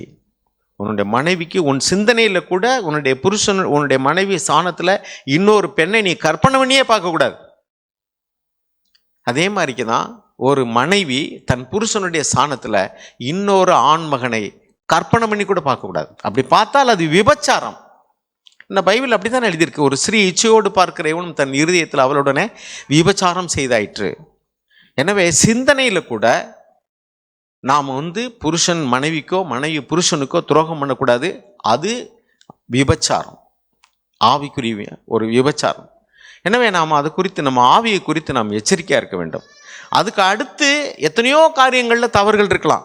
ஆண்டவர் வந்து இந்த ஒரு காரியத்தை நிமித்தம் தான் விவாகரத்தை கூட அலோவ் பண்ணுறார். மற்ற எந்த காரியத்திலையும் விவாகரத்தை ஆண்டவர் அலோவ் பண்ணவே இல்லை. ஆனால் இன்னைக்கு ஒரு அதிர்ச்சியான ஒரு காரியம் என்னென்னா, சமீபத்தில் நான் ஒரு பேசினதை கேட்டேன். இந்திய நாட்டில் வந்து விவாகரத்துக்கு வரக்கூடியதான கோர்ட்டு கேஸுகளில் பல மதத்தவர்கள் இருந்தாலும் கிறிஸ்தவர்கள் இருந்து வரக்கூடியதான எண்ணிக்கை அதிகமாக இருக்கிறது என்று ஒரு புள்ளி வரத்தை சொன்னார். அது உண்மையாக பையான்னு எனக்கு தெரியாது. 8%க்கு மேலே கிறிஸ்தவர்கள் விவாகரத்து நோட்டீஸ் கொடுத்து கேஸ் வருது. மற்ற மதஸ்தவர்கள் 4%, 3% அப்படி தான் இருக்குங்கிறாங்க. இது எவ்வளோ மோசமானது. ஆண்டவராக இயேசு கிறிஸ்து விவாகரத்தை அவர் வெறுக்கிறார். வேசித்தன முகாந்திரத்தினால அன்றி வேற எந்த காரணத்தினாலையும் விவாகரத்து பண்ணவே கூடாதுன்னு சொல்றாரு. அப்படி இருந்தும் இன்னைக்கு மேலை நாட்டு கலாச்சாரம் எல்லா இடத்துல வந்துருச்சு. அதுதான் நான் அடிக்கடி சொல்றது, எசாயா 2:5 வாசிக்கிற மாதிரி, you are influenced by the east. இன்னைக்கு கிறிஸ்டியன்ஸ் எவ்ரிவேர். இன்னைக்கு இங்கே உள்ளவங்களே கிறிஸ்தவர்னா அவங்க வெளிநாட்டில இருந்து மேலை நாட்டில இருந்து உள்ள கலாச்சாரத்தை பின்பற்றுகிறவர்கள் என்று நினைக்கிறாங்க. It is not true. ஆண்டவராக இயேசு கிறிஸ்து இப்போ மிடில் ஈஸ்ட்டுங்கிறாங்க. எல்லாமே மிடில் ஈஸ்ட்னு என்ன அர்த்தம்? மத்திய கிழக்கு நாடுகள். அது இஸ்ரேல்லாம் அங்கே தான் இருக்குது. அங்கே தான் ஆண்டவராக இயேசு கிறிஸ்து பிறந்து வளர்ந்தார், சுவிசேஷத்தை பிரசங்கித்தார், பாடுபட்டார். ஆனால் இன்னைக்கு அமெரிக்கா போன்ற வெளிநாடுகளில் கிறிஸ்தவ நாடுன்னு ஒரு நாடே கிடையாது உலகத்திலேயே. யார் வேணாலும் சொல்லிக்கலாம் கிறிஸ்தவ நாடுன்னு. No country is a Christian country. ஏன்னா ஒவ்வொரு மனிதனையும் தான் தனித்தனியாக தேவன் அழைக்கிறார் ஒழிய எந்த ஒரு நாட்டையும் அழைப்பதே இல்லை புதிய ஏற்பாட்டில். பழைய ஏற்பாட்டில் நாடுகளுக்கு செய்தி உண்டு. இன்னைக்கு புதிய ஏற்பாட்டில் ஒவ்வொரு மனிதனையும் தனித்தனியாக தான் பார்க்குறார். ரோமர் 14:12 வாசிக்கிறோம், every one will give an account of himself to God. வாசிங்க ரோமர் 14:12. ஆதலால் நம்மில் ஒவ்வொருவனும் தன்னை குறித்து தேவனுக்கு கணக்கு ஒப்பிப்பான். அப்படின்னா என்ன அர்த்தம்? அவங்க அமெரிக்காவில் இருந்தாலும் சரி, லண்டனில் இருந்தாலும் சரி, இந்தியாவில் இருந்தாலும் சரி, ஒவ்வொரு மனிதனும் தேவனுடைய முன்பாக கணக்கு கொடுக்க வேண்டும். அப்போ ஒரு நாடு முழுதும் என்னைக்கு ரட்சிக்கப்படும்? ஒரு காலம் ரட்சிக்கப்படாது. அவர் வேணா பேருக்கு கிறிஸ்தவ நாடு, அந்த நாடு, இந்த நாடு சொல்லிக்கலாமே ஒழிய ஒவ்வொரு மனிதனும் தேவனுக்கு பயந்து நடந்தாதான். ஸோ எந்த நாட்டில் இருந்தாலும் சரி, நாம் தேவனுக்கு பயந்து வாழணும். நாம் தேவனுக்கு கணக்கு ஒப்புக்க வேண்டும் என்ற பயம் நமக்குள்ளே இருக்கணும். நாம் ஒரு காலம் ஆண் பெண்ணையோ, பெண் ஆணையோ வெறுக்கிறது, மன்னிக்காமல் இருக்கிறது, விவாகரத்துங்கிற லெவலுக்கு போகிறது தேவனுடைய நாமத்துக்கு தூஷணத்தை உண்டு வைக்கக்கூடிய முக்கியம் ஒரு முழு முதல் கீழ்ப்படியாமை. அது ஒரு காலம் நம்ம ஏற்கவே முடியாது. அதே மாதிரிக்கு சர்ச்சுக்கு ரொம்ப நாள் ஆன பின்னாடி புருஷன் அடிக்கிறார் அப்படின்னா இது என்ன? இது பார்பரிசம். இது காட்டு மிராண்டைத்தனமானது. இன்னும் புருஷன் மனைவியை கை நீட்டி அடிக்கிற நிலைமைக்கு நடக்கிற மனைவியும் சரியில்லை, கை நீட்டி அடிக்கிற புருஷனும் சரியில்லை. இவர்களெல்லாம் விசுவாசிகள் என்று சர்ச்சுக்கு வர்றதை விட பெட்டர் அந்த பிள்ளைக்கு இடரலாக இருக்கிறத விட, பைபிள் எழுதியிருக்கு பாருங்க, அந்த சிறு பிள்ளைக்கு இடரலாக இருக்கிறத விட அவங்க கழுத்தில் என்ன கல்லை கட்டணும்? எந்திர கல்னா நமக்கு தெரியாது, திருகக்கல். இப்போ திருகக்கல்லே தெரியாது, எல்லாம் மிக்சி வந்துருச்சு. சொல்லப்போனால் ஆட்டுக்கல் அம்மிக்கல்னு சொன்னால் தான் புரியும் நமக்கு. எந்திரக்கல்னா தெரியாது. அதுதான் அந்த காலத்தில் எந்திரக்கல். அதை கட்டி நடுக்கடலை ஆழ்த்தணும். ஏன்னா அப்போ தான் அவனுடைய பிணம் கூட மேலே வரக்கூடாதுங்கிறார். அதான் அதுக்கு அர்த்தம். எவ்வளவு கடினமான வார்த்தை ஆண்டவர் உபயோகிக்கிறார் பாருங்க. இன்னும் அருமையானவர்களே, ஒரு வீட்டில் கணவன் மனைவிக்குள்ளே சண்டை போட்டுக்கிட்டு இருந்தால் அந்த பிள்ளைக்கு எவ்வளவு இடரலாக இருக்கும். அவங்க எப்படி தேவ பக்தி உள்ள பிள்ளைகளாக வளர முடியும்? அவர் ஒருவனை அல்லவா படைத்தார், அவருக்குள்ள ஆவி பரிபூர்ணமாக இருந்ததே, பின்ன ஏன் ஒருவனை படைத்தார்? தேவ பக்தியுள்ள சந்ததியை பெரும்பிடிக்குதானே. அப்போ ஒரே நேரத்தில் பண்ணி மாதிரி பல குட்டியை போடாமல் நம்மளாம் ஒரு பிள்ளை 2 பிள்ளைன்னு பத்து வளர்க்குறதுக்கு தேவன் திட்டமிட்டதுக்கு காரணம் என்னென்னா, அந்த வீட்டில் அந்த பிள்ளைகள் தேவ பக்தி உள்ளவர்களாக வளர வேண்டும் என்பதற்காகத்தான். அப்போ கணவன் மனைவியும் சேர்ந்து there is a need for by-parental care. ஒரு தகப்பன் கண்டிப்பாக இருப்பார், ஒரு தாய் அன்பாக இருப்பாங்க. அவங்க 2 பேரும் சேர்ந்து அந்த பிள்ளைகள்கிட்ட கவனம் செலுத்தும் போது இவங்க ஒரு சைடை பார்க்குறாங்க, அவங்க இன்னொரு சைடை பார்க்குறாங்க. அப்போ அந்த பிள்ளைகள் ஆரோக்கியமாக வளருவாங்க. ஆனால் அந்த பிள்ளைகளை வளர்க்க வேண்டிய பொறுப்பு வேதம் என்ன சொல்லுகிறதுனாக்கும், எபேசியர் 6:4 வாசிக்கிறோம், பேரண்ட்ஸ் அப்படின்னு சொல்லாமல் ஃபாதர்ஸ் அப்படின்னு எழுதியிருக்கு. எபேசியர் 6:4 பாருங்கள். அப்போ ஒரு பிள்ளை வளர்க்கறதுக்கான பொறுப்பு பாருங்கள், பிதாக்களே இங்கிலீஷில் என்ன எழுதியிருக்கு, 4வது வசனம் ஃபாதர்ஸ். பிள்ளையை வளர்க்குறது இல்லை, பிள்ளையை பெக்கிறது தான் என் வேலை, வளர்க்குறது ஓ வேலை அப்படின்னு நினைக்கக்கூடாது. யாருமே தாய் நினைக்கக்கூடாது, தாப்பன் நினைக்கக்கூடாது, 2 பேரும் சேர்ந்த வளர்க்கணும். ஆனால் அதே சமயத்தில் ஸ்பெசிஃபிக்காக அந்த ரெஸ்பான்சிபிலிட்டி யாருடையன்னு இங்கே எழுதியிருக்குனாக்கும் பிதாக்களுக்குள்ளது. பேரண்ட்ஸ் அப்படின்னா ஃபாதர்ஸ், நாட் பேரண்ட்ஸ். அப்போ மனைவியினுடைய வேலை என்று ஒரு புருஷன் நினச்சிட்டு நான் சம்பாரிச்சு கொண்டாந்து காசை கொடுத்துருவேன், மற்றெல்லாம் நீ தான் பார்த்துக்கணும்னு நினைக்கக்கூடாது. அல்லது ஒருவேளை புருஷன் அக்கறை இல்லாமல் இருக்கிறாரு, அவிசுவாசியாக இருக்கிறாருன்னா அந்த மனைவி தான் பொறுப்பெடுத்துக்கணும். நம்ம வேதத்தில் வாசிக்கிறோம், தீமோத்தேயுனுடைய தகப்பன் ஒரு கிரேக்கன், அவன் விசுவாசி கிடையாது. அவனுடைய தாய் ஒரு யூத ஸ்திரீ, அவருடைய பாட்டி அதே மாதிரி தான். அந்த பாட்டிக்குள்ள இருந்த விசுவாசத்தை தாய் வந்து தன் மகனுக்குள்ளேயும் ஊட்டி, அவர் பவுல் அப்போஸ்தலனுக்கு பின்னாடி அவருடைய என் குமாரன் என்று சொல்லக்கூடிய அளவுக்கு அவரும் ஒரு அந்த ஊழியத்தில் ஒரு உடன் துணையாளராக, இவர் தான் எனக்கு நம்பிக்கைக்குரிய ஆள்னு சொல்கிற அளவுக்கு வளர்ந்துட்டார். அப்போனா என்ன அர்த்தம்? ஒரு தகப்பன் சரியில்லை அல்லது ரட்சிக்கப்படலை, ஒரு அவிசுவாசி இருக்கிறாருனாக்கும் தாய் தான் அந்த பொறுப்பை எடுத்துக்கொள்ள வேண்டும். 2 பேரும் விசுவாசியில் இருந்தால் தகப்பன் தான் அந்த பொறுப்பை எடுக்க வேண்டும். ஒரு பிள்ளை சரியில்லை அப்படின்னா இந்த father should take the responsibility. அந்த பிள்ளையை கண்டிக்கிறது தகப்பனுடைய வேலை தான். சரி, இப்போ வந்து ஒரு குடும்பத்தில் வந்து சமாதானம் இல்லைனாக்கும் சாக் அடிக்கடி சொல்லுவாங்க, யார் வந்து ஸ்பிரிச்சுவலாக இருக்கீங்களோ அவங்க தான் ஃபஸ்ட்டு ஸ்டெப் எடுக்கணும் ரெக்கன்சிலேஷனுக்கு. ஏன்னா மனுஷன் பாவம் செஞ்ச பொழுது தேவன் தான் அவனை தேடி வந்தார் ஒழிய ஆதாம் தேடி போகல. அதே மாதிரி தான் நீங்கள் உங்கள் வீட்டில் நீங்கள் ஆவிக்குரியவர்களாக இருந்தீங்கன்னா முதல்ல நீங்கள் ஃபஸ்ட்டு ஸ்டெப் எடுத்து அந்த ரெக்கன்சிலேஷனுக்கு, அந்த ரெஸ்டோரேஷனுக்கு பிரயாசப்படுங்க. 2 கொரிந்தியர் 13:14 வாசிக்கிறோம். Aim for restoration, aim for harmony Bible எழுதியிருக்கு. ஒரு மனத்துக்கு பிரயாசப்படுங்க. மார்க் 9:50 வாசிக்கிறோம். Be at peace with each other. அதே மாதிரிக்கு வந்து நம்ம அநேக வேத வசனங்களை நம்ம வந்து பார்க்குறோம். நம்ம சமாதானமாக இருக்கணும். அருமையானவர்களே, நான் வந்து இப்படி போதிக்க தான் முடியும். ஒவ்வொரு வீட்டில் வந்து சமாதானத்தை வந்து கட்டுறதுக்கு நீங்கள் பிரயாசப்படலைன்னா உங்கள் குடும்பத்தில் சமாதானம் இருக்காது. ஒரே சபையில் இருக்கக்கூடிய சகோதரர்கள் ஒரு வீட்டில் வந்து சமாதானம் இருக்கும், அந்த பிள்ளைகள் ஆசீர்வாதமாக எழுப்புவாங்க, அவர்களை தேவன் ஆசீர்வதிப்பார். இன்னொரு வீட்டில் வந்து சமாதானமே இருக்காது, அங்கே சண்டையாக இருக்கும். நீங்கள் 2 பேரும் சபைக்கு வருவீங்க, கைது விட்டுவீங்க, பாட்டு பாடுவீங்க. மாய்மாலம் அது. அங்கே அதனால் தெளிவாக எழுதுறாரு பாருங்க. கொலோசியர் 3 நான் மறுபடியும் வாசிக்க விரும்புகிறேன். 13 வாசிங்க, 12 கூட வாசிங்க. ஆகையால் நீங்கள் தேவனால் தெரிந்து கொள்ளப்பட்ட பரிசுத்தரும் பிரியருமாய் உருக்கமான இரக்கத்தையும் தயவையும் மனத்தாழ்மையையும் சாந்தத்தையும் நீடிய பொறுமையையும் தரித்து கொண்டு நான் யாரு வேற யாருமா தரிப்பாங்க? எனக்கு பொறுமையை தாங்க ஆண்டவரே, எனக்கு சாந்த குணத்தை தாங்க ஆண்டவரே, எனக்கு தாழ்மையை தாங்க ஆண்டவரே, நம்ம தான் கேட்கணும். தரித்து கொண்டுன்னா வேற யாராவது கொண்டாந்து நம்ம பாக்கெட்டில் வச்சுட்டு போக முடியாது. ஸோ இந்த ரெட்ஷிப்புங்கிறதுல 2 பகுதி இருக்குது. God's sovereignty and man's responsibility. தேவன் சர்வ வல்லமை இல்லை, தேவன் நமக்கு உதவி செய்ய வல்லவராக தான் இருக்கிறாரு. ஆனால் நம்ம கேட்கணும். கேட்காம அவர் செய்ய மாட்டார். கேளுங்கள் அப்பொழுது உங்களுக்கு கொடுக்கப்படும்னு தெளிவாக எழுதியிருக்கு. கேளுங்கள், உங்கள் குடும்பத்தில் சமாதானத்தை கேளுங்க. கணவன் ரட்சிக்கப்படலை, மனைவி என்ன செய்யணும்? நிறைய வீடுகள் என்னன்னாக்கா மனைவி போதிக்கிறாங்க.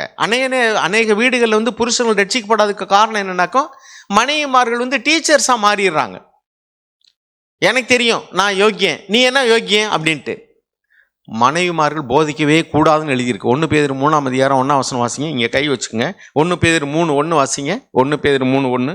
அந்தப்படி மனைவிகளே உங்கள் சொந்த புருஷர்களுக்கு கீழ்ப்படிந்திருங்கள். அப்பொழுது அவர்களில் யாராவது திருவசனத்திற்கு கீழ்ப்படியாதவர்களாக இருந்தால் பயபக்தியோடு கூடிய உங்கள் கற்புள்ள நடக்கையை அவர்கள் பார்த்து போதனையின்றி மனைவிகளின் நடக்கையினாலேயே ஆதாயப்படுத்திக் கொள்ளப்படுவார்கள். பாருங்க, அதுக்கு அடுத்துதான் எழுதியிருக்கு. உங்களுக்கு வந்து நகை, உடை, மயிரை பின்றதெல்லாம் அலங்காரமாக இல்லாமல் அவங்களுடைய சாந்தமும் மனத்தாழ்மையும் உள்ளவங்க ஆவி தான் அவங்களுக்கு பரிசுத்தமான பெண்களுக்கு, தேவ பக்தியுள்ள பெண்களுக்கான அலங்காரம் அப்படின்னு எழுதியிருக்கு. அப்போ ஒரு சகோதரி வந்து நீங்கள் நகையை கூட கழட்டியிருக்கலாம். இப்போ வெளியில் வந்து நீங்கள் மூலியாக இருக்கீங்க, ஆனால் உங்கள் உள்ளத்துக்குள்ளே வந்து இன்னும் எரிச்சலும் கோபமும் ஒரு சண்டை போடுற சுவாபம் இருந்துச்சிங்கன்னா நீங்கள் வெளியில் மூலி உள்ள காளி, அதானே அர்த்தம். எப்படி அந்த வீட்டில் ஒரு ரட்சிப்பு உண்டாகும்? தேவன் ஆண்டவர் என்ன அழகாக சொல்கிறாரு, உங்களுடைய வீட்டில் புருஷன்மார் ரட்சிக்கப்படலைன்னு சொன்னால் மனைவிமார்களை நீங்கள் வந்து கீழ்ப்படிதல் உள்ளவர்களாக இருக்கணும். தேவனுடைய வார்த்தை நிமித்தம் அவருக்கு கீழ்ப்படிந்து அடங்கி, அப்புறம் வந்து அவங்களை வந்து உங்களுடைய ரெஸ்பெக்ட்ஃபுல் பிஹேவியர், உங்கள் கற்பொழுக்கம் உள்ள வாழ்க்கையும் அவர்களிடத்தில் மரியாதையோடு கூட நடந்து கொள்ளக்கூடிய உங்களுடைய நடத்தையும் தான் அவர்களை திரும்பி பார்க்க வைக்கும், அவர்களை ரட்சிப்புக்குள்ளாக நடத்தும். நீங்கள் சர்ச்சுக்கு வர்றீங்க, ஆண்டவருடைய வார்த்தை கேட்குறீங்க, ரட்சிக்கப்பட்டேன்னு சொல்கிறீங்க, ஒருவேளை நகையை கூட கழட்டியிருக்கலாம். ஆனால் உங்களுடைய வார்த்தைகளில் வந்து ஒரு தடிப்பான வார்த்தைகள், மரியாதை குறைச்சலான வார்த்தைகள், புருஷனை மதிக்கிறது இல்லை, கீழ்ப்படுகிறது இல்லை. அப்போ நீங்கள் வந்து அவங்களுக்கு போதனை மட்டும் பண்ணுறீங்க. நீ என்னையா மனுஷன் பாரு, பைபிளில் எப்படி எழுதியிருக்கு நீ சொன்னீங்கன்னா, நீ பைபிளை பற்றி பேசுனீங்கன்னா அவளுக்கு கடுப்பு தான் வரும்.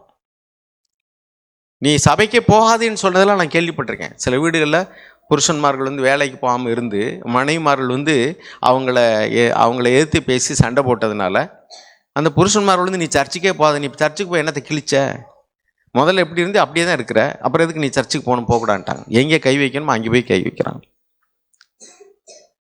காரணம் என்னன்னாக்கா சர்ச்சுக்கு வர்றவங்களுடைய வாழ்க்கை மாறி இருக்கணும்ல. அதே மாதிரி புருஷன்மார்கள் அதை வீட்டில் அங்கே எழுதியிருக்குனாக்கா, you must love your wife. அடுத்து என்ன எழுதியிருக்கு? மனைவிமாரிலே உங்களுடைய சொந்த புருஷருக்கு கீழ்ப்படியுங்க எல்லா விதத்துலையும். கர்த்தருக்கு கீழ்ப்படுகிறது போல உங்கள் சொந்த புருஷருக்கு கீழ்ப்படியணும். கிறிஸ்துவானவர் எப்படி சபையை நேசிக்கிறாரோ அதே போல புருஷன் மனைவியை நேசிக்க வேண்டும். அங்கே எழுதியிருக்க எபேசியர் 5 ஒவ்வொரு திருமணங்களையும் நான் புத்தி சொல்கிறேன்.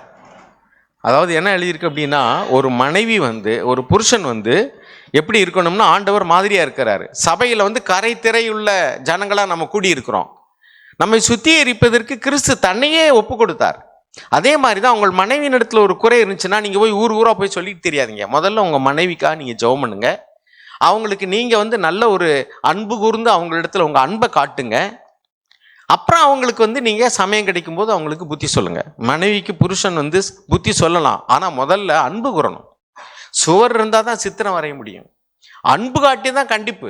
அன்பு இல்லாமல் கண்டிச்சா சரி எதிர்ப்பு தான் வரும். அன்புடன் புத்தி சொல்லணும், அன்பினால ஆண்டு கொள்ளணும். அப்போ நம்ம அவங்களுக்கு அன்பு கூறுறதுனா என்ன அர்த்தம்? அவங்களுடைய தேவைகளில் கரிசனையாக இருக்கணும். அவங்களுடைய மன உணர்வுகளை புரிந்து கொண்டு அவங்களுக்கு நீங்கள் செய்ய வேண்டிய கடமையை செய்யணும். சரீர பிரகாரமான கடமைகளோ அல்லது உணர்வு பூர்வமான கடமைகளோ அல்லது அவங்களுக்கு என்ன தேவை, அவர்களுக்கு உணவு தேவை, உடை தேவை, மருத்துவ வசதி தேவை, ஏதாவது முடியலைன்னா அவங்கள்ட்ட விசாரிக்கணும், அவங்கள டாக்டர்கிட்ட கூட்டிகிட்டு போகணும் அல்லது அவங்களுக்கு ஆறுதல் சொல்லணும். இப்படியெல்லாம் மனைவிக்கு புருஷன் செய்ய வேண்டிய கடமைகள் நிறையா இருக்குது. சில வீடுகளில் நிர்வாகம் பண்ண தெரியாத புருஷர்கள் பார்த்தீங்கன்னாக்கா அவங்க வீட்டில் வருவாங்க, போவாங்க, சாப்பிடுவாங்க, எனக்குன்னு தெரிவாங்க. அப்போ மனைவி தான் அந்த வீட்டில் தலையாக இருந்து நடத்த வேண்டியிருக்கு. அதனால் அநேக வீடுகளில் புருஷன்மார்கள் தங்களுடைய கடமை தவறுகிறதுனால, பொறுப்பு இல்லாமல் இருக்கிறனால பிள்ளைகளுடைய படிப்பு காரியங்கள், பிள்ளைகள் ஹோம்ஒர்க் பண்ணாங்களா, படித்தாங்களா, வேத வசனம் படித்தாங்களா, அந்த பிள்ளைகளுக்கு படிக்கும்போது அடுத்து என்ன செய்கிறது, எந்த கல்லூரியில் சேர்க்கறது, என்ன வேலைக்கு என்ன பண்ணுறது, இது எல்லாமே மனைவிமார்கள் செய்ய வேண்டியிருக்கு. அப்புறம் புருஷன் பொம்மையாக தானே இருப்பார். Is effeminate husband. தங்களுடைய பொறுப்புகளை சரியாக கவனிக்காதவர்கள். புருஷன் தலையாக இருக்கிறோம்னா என்ன, நான் தலை எனக்கு கீழ்ப்படி அப்படின்னு யார் கீழ்ப்படிவா? நீ ஒழுங்கான தலையாக இருந்தால் தன்னை போல கீழ்ப்படிவாங்க. அதான் உலகத்தில் ஒரு பழமொழி சொல்லுவாங்க, இருக்கிற ஒழுங்காக இருந்தால் உங்களுக்கு தெரியும், மீதி கம்ப்ளீட் பண்ணிக்கிறங்க. நீ ஒழுங்காக உட்காந்தா தான் உனக்கு ஒழுங்காக செய்ய முடியும். ஆக நம்ம புருஷராக இருக்கிறவர்கள் தங்கள் பொறுப்பை உணர்ந்து அந்த வீட்டை நிர்வாகம் பண்ணக்கூடியதான திறமையுள்ளவர்களாக இருக்கணும். வருமானம் என்ன, செலவு என்ன. சில வீடுகளில் பார்த்தீங்கன்னாக்கும் புருஷன்ட்ட ஏதாவது ஒன்று கேட்டோம்னா அவங்க மனைவியை பார்ப்பாங்க, அங்கேருந்து தான் பதில் வரும். இந்த வீட்டில் அவர் தான் ஆம்பளை, இவங்க பொம்பளை. அவர் சேலை கட்டுன ஆம்பளை, இவர் வேஷ்டி கட்டுன பொம்பளை. இன்றைக்கி அதாங்க இருக்குது நிறைய வீடுகளில். பிள்ளைகளுடைய படிப்புக்கு ஏதாவது ஒன்று கேட்டேனாக்கா எங்கள் வீட்டில் தான் கேட்கணும். இப்படி இருந்தால் எப்படி அந்த குடும்பம் எப்படி இருக்கும்? சில வீடுகள் அப்படி இருந்தால் கூட சகோதரிகள் ரொம்ப பொறுப்புள்ளவர்களாக இருந்து, அந்த அபிகாயில் பார்க்குறோம்ல, புருஷன் அவ்வளோ மோசமானவனாக இருந்தால் கூட அந்த மனைவி அந்த ஸ்தானத்தில் இருந்து தன் குடும்பத்தை நிர்வாகம் பண்ணுகிறாள். அப்படிப்பட்ட குடும்பத்தை பெற்றதான சகோதரர்கள் பாக்கியவான்கள்.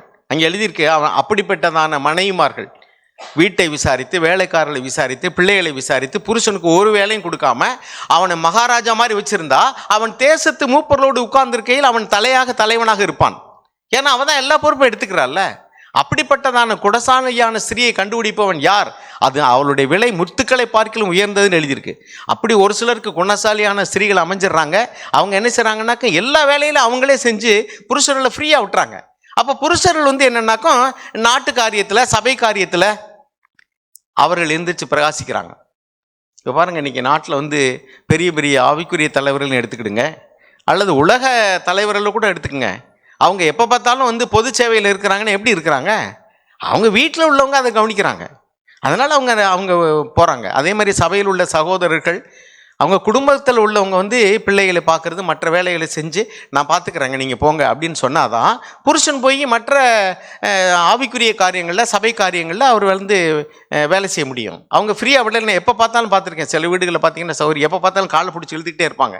நான் சபைக்கு போகிறேன், இந்த வேலையை பார்த்துட்டு போங்க, அந்த வேலையை பார்த்துட்டு போங்க, அது என்ன இது என்ன, எப்போ பார்த்தாலும் வீட்டிலேயே கட்டி வச்ச மாதிரி வச்சுட்டீங்கன்னாக்கா அப்புறம் நீங்கள் வர ஒரு வேலைக்காரி மாதிரி, நீங்கள் வேலைக்கார மாதிரி வச்சுருந்தீங்கன்னா வேலைக்காரனுடைய மனைவிக்கு பேர் என்ன? வேலைக்காரி.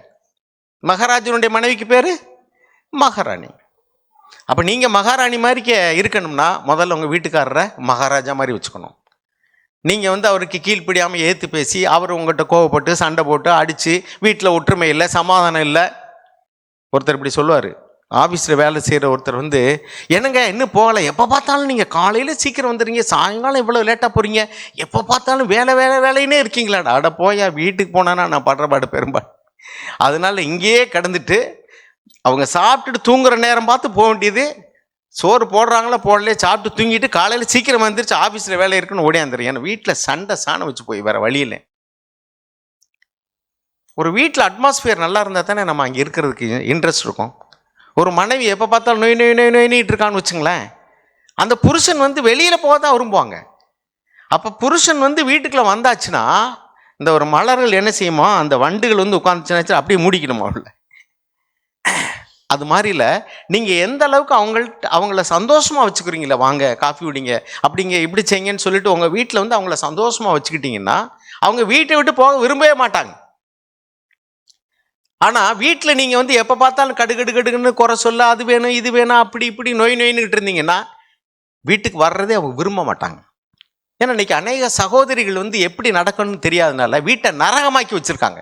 புருஷனுக்கு வீடுன்னு நினச்சாலே அது ஒரு நரகம். அதே மாதிரி சில புருஷர்கள் வந்து மனைவிமாரிடத்தில் அன்பு கூறதே இல்லை. சும்மா வந்து மகாராஜா மாதிரி வந்து அதிகாரம் பண்ணுறது தான் வேலை. அதென்னாச்சு இதென்னாச்சு சாக்கி தான் சொல்லுவார்.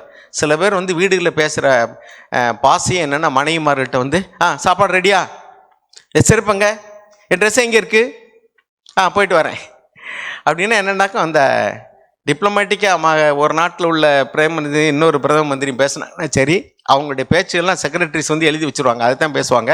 அதுக்கு மேலே ஏதாவது ஒன்று கேட்டாங்கன்னா சரி வந்து அடுத்த கூட்டத்தில் சந்திப்போம்பாங்க. இப்படி தான் பேச்சுவார்த்தையில் வருஷக்கணக்காக நடந்துகிட்டு இருக்க, ஒன்றுமே முடியாது. காரணம் என்னென்னாக்கும் அவங்களுக்கு எல்லாமே வந்து டிப்ளமேட்டிக்காக பேசி எல்லாம் அதுதான் பேசுவாங்க. அதே மாதிரி தான் புருஷன் மனைவியினுடைய பேச்சுகளை வந்து. ஆனால் இப்போ புதுசாக வந்து ஒரு ஆணும் பெண்ணு விரும்புகிறாங்கன்னு வச்சுங்களேன், அல்லது புதுசாக கல்யாணம் பண்ணியிருக்கான்னு வச்சுங்களேன், மணிக்கணக்காக பேசுவாங்க. ஏன்? அது ஒரு ஈர்ப்பு, இன்ஃபேச்சுவேஷன். அப்போ நான் என்ன சொல்கிறேன்னா, இது மாதிரி வந்து ஒரு கணவனோ அல்லது மனைவியோ வீட்டில் இருக்கும்போது அவங்க ரெண்டு பேரும் சேர்ந்து பேசுகிறதுக்கும் உட்கார்றதுக்கும் வந்து பிரியமாக இருக்கும்படிக்கு நம்ம உறவுகளை பேண வேண்டும். அப்போ தான் அந்த குடும்பத்தில் ஒரு சமாதானம் இருக்கும். எனவே அருமையானவர்களே, நம்முடைய கிறிஸ்துவ குடும்பங்களில் ஒரு சமாதானம் இல்லைன்னு கேள்விப்படும்போது ரொம்ப வருத்தமாக இருக்குது. நீங்கள் கொலோசியர்கள் நிறுவத்தில் பின்னாடி படித்து பாருங்கள், அதில் நான் வாசிச்சுட்டு நிறுத்திட்டேன். அதை தொடுத்து வாசிங்க, 13 வாசிங்க, 3:13. ஒருவரை ஒருவர் தாங்கி ஒருவர் பேரில் ஒருவருக்கு குறைபாடு உண்டானால் கிறிஸ்து உங்களுக்கு மன்னித்தது போல ஒருவருக்கு ஒருவர் மன்னியுங்கள். இவை எல்லாவற்றின் மன்னிப்பு கேட்கணும், மன்னிக்கணும். மன்னிப்பு கேட்கறதுக்கும் நம்ம ரெடியாக இருக்கணும். நான் மகாராஜா, நான் புருஷன், நான் மன்னிப்பே கேட்க மாட்டேன் அப்படி இருக்கக்கூடாது. அதே மாதிரிக்கே சில மனைவிமார்கள் வந்து மன்னிப்பு கேட்கறதுக்கான அந்த வார்த்தையை அவள் வாயில் வரவே வராது. ஏன்னா அவங்களுடைய எண்ணங்களில் ஐ எம் ஆல்வேஸ் ரைட். அவங்களுக்கு ஒன்றும் ஆவிக்குரிய உணர்வு இல்லை, பரிசுத்த ஆவியானவர்களுக்கு உணர்த்துறது இல்லை. ஐ எம் சாரி, நான் இப்படி பேசியிருக்கக்கூடாது, நான் செஞ்சுருக்கக்கூடாது, மன்னிச்சுக்கிடுங்கன்னு வராது. அப்படியே வார்த்தை வந்தாலும் வந்து சாரின்னு வரும், ப்ளீஸ் ஃபர்கிவ் மீன்னு வராது. அட்லீஸ்ட் சாரிங்கிற வார்த்தையாவது வந்தாலே பரவாயில்ல. நிறைய பேர் அந்த வார்த்தையே வராது. ஏன்னா நான் சாரின்னு சொல்லிட்டா புருஷன் நான், என் மனைவி என்னை மன்னிக்க மாட்டான். இப்படி ஒரு மனப்பான்மை நமக்குள்ள வந்துருச்சு. அப்படின்னா நம்முடைய நடவடிக்கையினால் அவளுக்கு ஒரு துர்மாதிரிகளாக இருக்கிறோம். நம்ம வாயில் வந்து என்ன சொல்கிறோமோ அதானே அவங்க மனசில் பதியும். ஸோ நம்ம மன்னிப்பு கேட்குறதுல நம்ம முந்திக்கிட்டோம்னு சொன்னால் அவங்களும் எதை விதைக்கிறோமோ அதை தான் இருப்போம். நம்ம பணத்தை கையாளக்கூடிய விதம், நம்ம பிள்ளைகளில் அக்கறையாக இருக்கிறது, குடும்பத்தில் அக்கறையாக இருக்கிறது, வரவு செலவு, எதுக்கு செலவழிக்கணும் எதுக்கு செலவழிக்கக்கூடாது, இதுகளெல்லாம் வந்து ஒரு புருஷன் வந்து திட்டமிட்டு நல்லா குடும்பத்தை கொண்டு போனால் மனைவி அவளுக்கு அடங்கி இருப்பாள். அதான் இப்படி சொல்லுவோம், புருஷன் வந்து அன்பு இருந்தாச்சுன்னா மனைவி கீழ்ப்படுகிறதுல ஒன்றும் பிரச்சனையே இல்லை. மனைவி கீழ்ப்படிந்து புருஷனை மதித்து நடந்தாச்சுன்னா புருஷன் அன்பு கூறுறதுல பிரச்சனையே இல்லை. இப்போ ஹூ இஸ் டு பெல் த கேட்னா பிரச்சனை. யார் முந்தி செய்கிறது? மனைவி கீழ்ப்படுகிறதுல முந்திக்கிறதா இல்லை புருஷனை அன்பு கூறுறதுல முந்திக்கிறதா? ஆனால் பாருங்கள், தேவன் எவ்வளோ ஞானமாக எழுதி வச்சுருக்காரு பாருங்கள். மீத 18 பார்த்தீங்கன்னா முதல்ல மனைவிக்கு பற்றி சொல்கிறாரு, நீ புருஷனுக்கு அடங்கிரு. 18வது வசனம், it is fitting in the Lord. பாருங்கள், மனைவியிலே கர்த்தருக்கு ஏற்றபடி உங்கள் புருஷருக்கு கீழ்ப்படிங்க. அடுத்து புருஷனுக்கு எழுதியிருக்கு. புருஷனுக்கு என்ன எழுதியிருக்கு? Husbands love your wives and do not be embittered against them. அவர்கள் மேல் கசந்து கொள்ளாதீர்கள். எப்போ பார்த்தாலும் ஒன்று கசப்பான காரியம், அவங்க பொழுதோட வேலை செஞ்சுட்டே இருப்பாங்க. நீங்கள் வெளியில் போய் சம்பாதிச்சுட்டு வந்தாச்சுன்னா சரி, நான் தான் ராஜா, காசு நான் தானே சம்பாதிக்க நினைக்கக்கூடாது. அவங்க வீட்டில் பிள்ளைகளோட அன்றாட வேலைகளில் சமைக்கிறது, துணி துவைக்கிறது, பாத்திரங்கள் வருது, வீடு கூட்டுறது, ரெஸ்ட் இல்லாமல் வேலை செஞ்சுட்டு இருப்பாங்க. அது ஒரு வேலை சின்ன வேலையாக இருக்கலாம், சின்ன சின்ன வேலையெல்லாம். ஆனால் அதுவே பெரிய பாரமாயிடும். அப்போ அவங்களுக்கு ஆறுதல் தேவை, ஒரு சந்தோஷமான வார்த்தை தேவை. வெளியிலேருந்து வந்தவுடனே ஐயா கடுகடுகடு நின்றாருன்னா எப்படி இருக்கும் அந்த வீடு? கசந்து கொள்ளாதிருங்கள். அதே மாதிரி தான் மனைவிமார். வெளியிலேருந்து ஒரு புருஷன் வேலை செஞ்சுட்டு வர்றாரு, அவர் வெளியில் போனோன்னா அங்கே வந்து மலர் படுக்கையில் தூங்கிட்டு வர்றதில்ல. அங்கே 4 பேருக்கு கீழே, இவர் கீழே 4 பேர் இருந்தாங்கன்னா அவருக்கு மேலே 4 பேர் இருப்பாங்க. அவங்கள 4 பேர் 4 விதமாக திட்டுவாங்க, பல பிரச்சனைகளை சந்திப்பார். அங்கே வீட்டுக்கு வரும்போது அப்பாடான்னு வந்தாருன்னா, நீங்கள் வீட்டுக்கு வந்து நுழையிறதுக்கு முன்னாடியே வந்து ஏன் லேட்டு, என்ன இப்போ அப்படி இப்படி, நீங்கள் என்ன சரி இன்னும் கொஞ்சம் லேட்டாக வந்திருக்கலாம்னு தான் நினைப்பார். அவர் வந்த உடனே அவங்க வீட்டில் வந்து வாங்க, முகத்தை கழுவுங்க, இந்தாங்க டீ சாப்பிடுங்கன்னு சொல்லிட்டு கொஞ்சம் நேரம் இளைப்பார விட்டு அதுக்கப்புறம் வந்து அவரே வாயை திறப்பார். அப்போ நீங்கள் வந்து வீட்டு பிரச்சனைகளை, இது தேவை, இது வாங்கணும், பிள்ளைகளுடைய நிலைமை எப்படி, இன்னார் வந்தாங்க போனாங்க, ஏதாவது அப்படி சொல்லி பேச தெரியணும். ஞானமுள்ள ஸ்ரீ, புத்தியுள்ள ஸ்ரீ தன் வீட்டை கட்டுகிறாள், புத்தி இல்லாத ஸ்ரீ வீட்டை இடித்து போடுகிறாள். எப்போ பார்த்தாலும் நொச்சுன்னு இருக்கிற ஒரு மனைவி இருந்தால்னா அவள் ஓயாமல் ஒழுது கொண்டு இருக்கிற வீட்டை போல எழுதியிருக்கு. வீட்டில் ஓயாமல் ஒழுதுகிட்டு இருந்தால் தூங்க முடியுமா? ராத்திரியில் வீடு ஒழுதுச்சுன்னா எப்படி தூங்க முடியும்? அதே மாதிரி தான். அதனால் அருமையான சகோதர சகோதரிகளே, நம்முடைய வீட்டை நிலைமையை கவனிச்சு பாருங்கள். அதுக்கடுத்து ஒன்று பாருங்கள், பிள்ளைகளுக்கு எழுதியிருக்கு பாருங்கள் 20, பிள்ளைகளுக்கு எழுதியிருக்கு, அடுத்து பெற்றோர்களுக்கு எழுதியிருக்கு. வாசிங்க 20. பிள்ளைகளே, உங்களை பெற்றாருக்கு எல்லா காரியத்திலேயும் கீழ்ப்படியுங்கள், இது கர்த்தருக்கு பிரியமானது.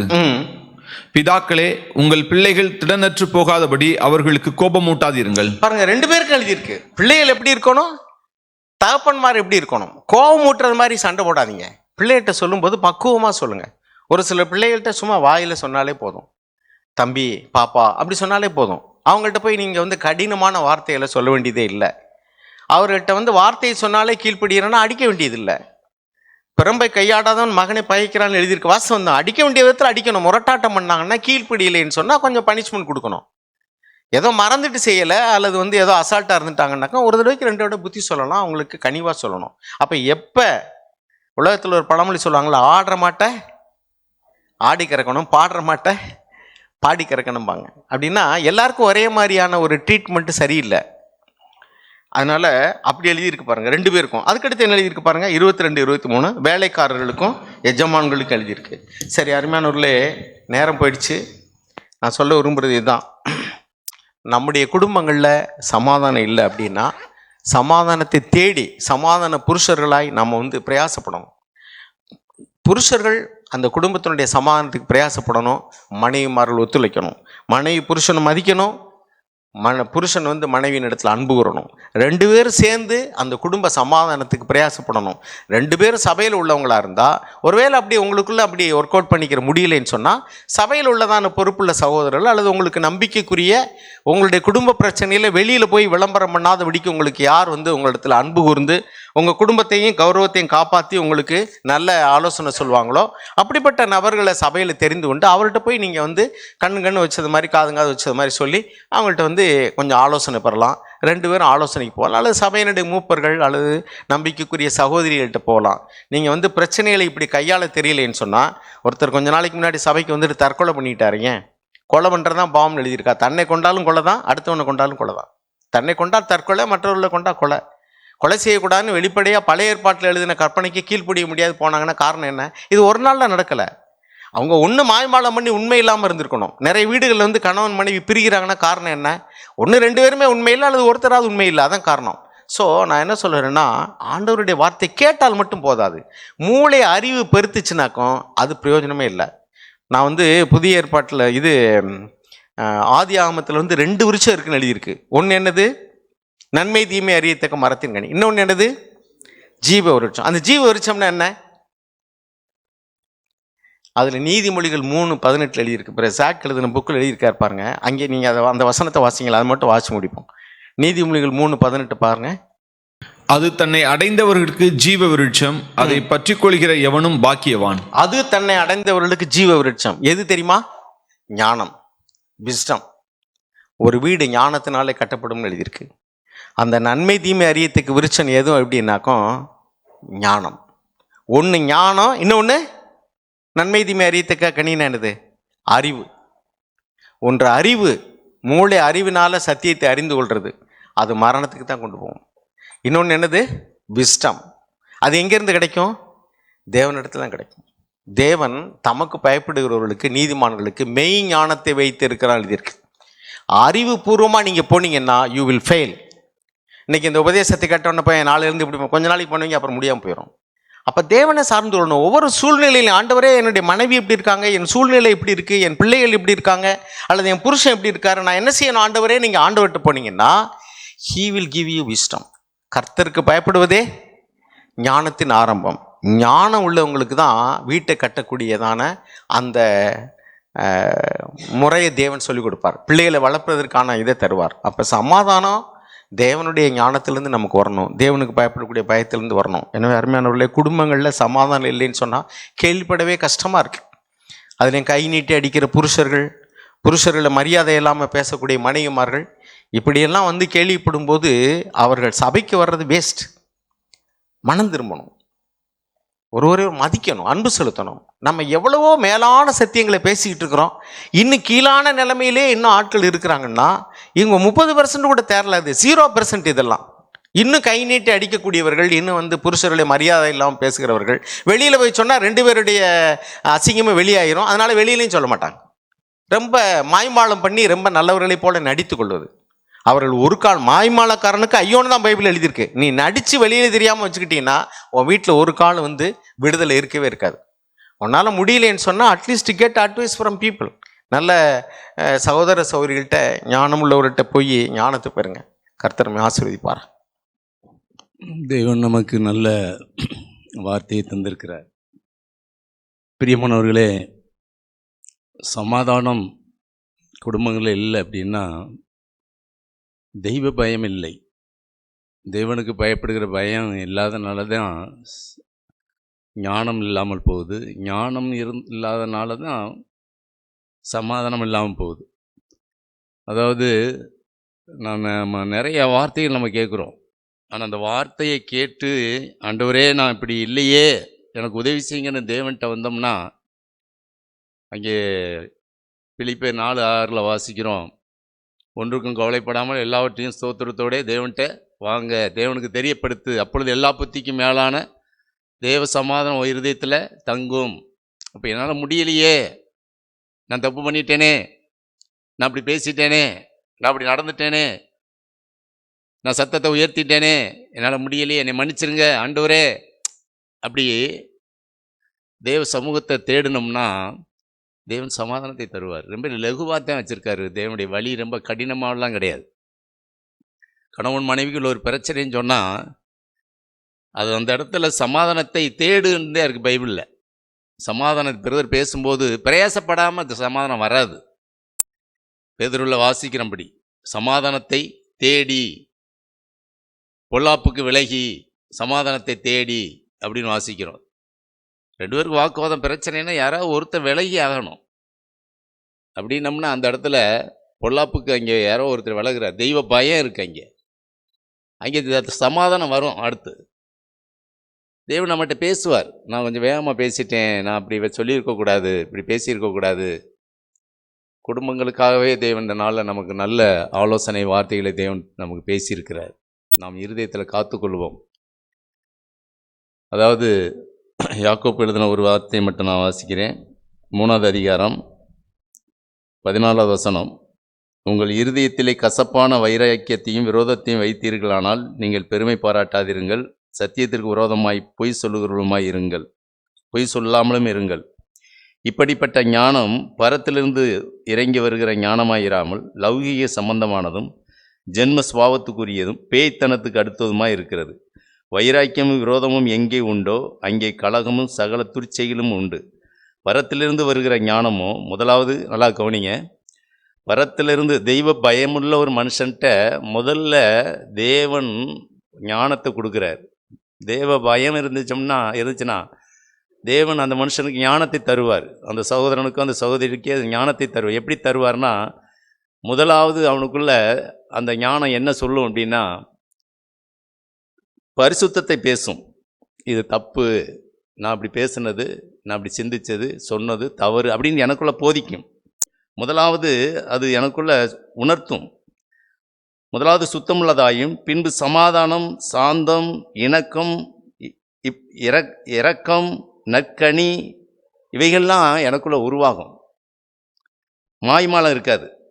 நேர்மையாய் நான் தப்பு பண்ணிட்டேன்னு சொல்லுவாங்க. இதுதாங்க பரத்திலிருந்து வருகிற ஞானமாக இருக்குது. ஆனால் லௌகிக ஞானம் அது என்னதுன்னா பேய்த்தனம், அதாவது கசப்பு, கோபம், பிரதர் சொன்ன மாதிரி கை நீட்டி அடிக்கிற காரியம், அது பேய்த்தனம். பேய்த்தனம். நீ சபையில் இருக்கிறன்னு சொல்லி பெருமை பாராட்டாத அப்படின்றார். நான் சத்தியத்தை தெரியும், ஆண்டோட அறிஞ்சிருக்கிறேன், மேன்மை பாராட்டாத, அது பேய்த்தனம். தேவன் நம்மோடு கூட இடைபெற்றிருக்கிறார். ஆண்டோடைய வருகையில் சமாதானத்தோடு யார் நிற்கிறார்களோ அவர்கள் தான் எடுத்துக்கொள்ளப்படுவார்கள். சமாதானத்தோடு நிற்கணும். பேதுருல வாசிக்கிறோம், அந்த வார்த்தையும் பார்த்துருவோம். பேதுருல ஆண்டோடைய வருகையில் 1வது அதிகாரம் 2வது அதிகாரம் 3வது வசனம் 14வது வசனம். அதாவது மேலே நீங்கள் வாட்சிங்கன்னா தெரியும். 12 தேவனுடைய நாள் சீக்கிரமாக வரும்படிக்கு மிகுந்த ஆவலோட காத்திருங்கள். அந்த நாளில் வானங்களும் வெந்து அழிந்து பூதங்கள் எரிந்து உருகி போகும். அவருடைய வாக்குத்தத்தத்தின்படியே நீதி வாசமாக இருக்கும். புதிய வானங்களும் புதிய பூமியும் உண்டாயிருக்கும் என்று காத்திருக்கிறோம். ஆகையால் பிரியமானவர்களே, இவைகள் வர காத்திருக்கிற நீங்கள் கரையற்றவர்களும் பிழையில்லாதவர்களுமாய் சமாதானத்தோடே அவர் சந்நிதியில் காணப்படி ஜாக்கிரதையாயிரு. சமாதானத்தோடு யார் இருக்கிறார்களோ அவர்களுக்குத்தான் தேவன் வந்து அவர்களை அழைத்து செல்கிறார். அவர்களுக்காகவே வருகிறார் அவருடைய வருகை. இதை குறித்து நாம் எச்சரிக்கையாய் ஜாக்கிரதையாக இருக்கோம். சமாதானத்தை காத்து கொள்வோம், பிரயாசப்படுவோம். அவர் பேசுனது போல சாரி மன்னிங்கன்னு ஒருத்தருக்கு ஒருத்தர் அந்த ஒரு இணக்கம், தேவனை சார்ந்து கொள்வோம். தேவன் நம்முடைய கண்களை திறப்பாராக.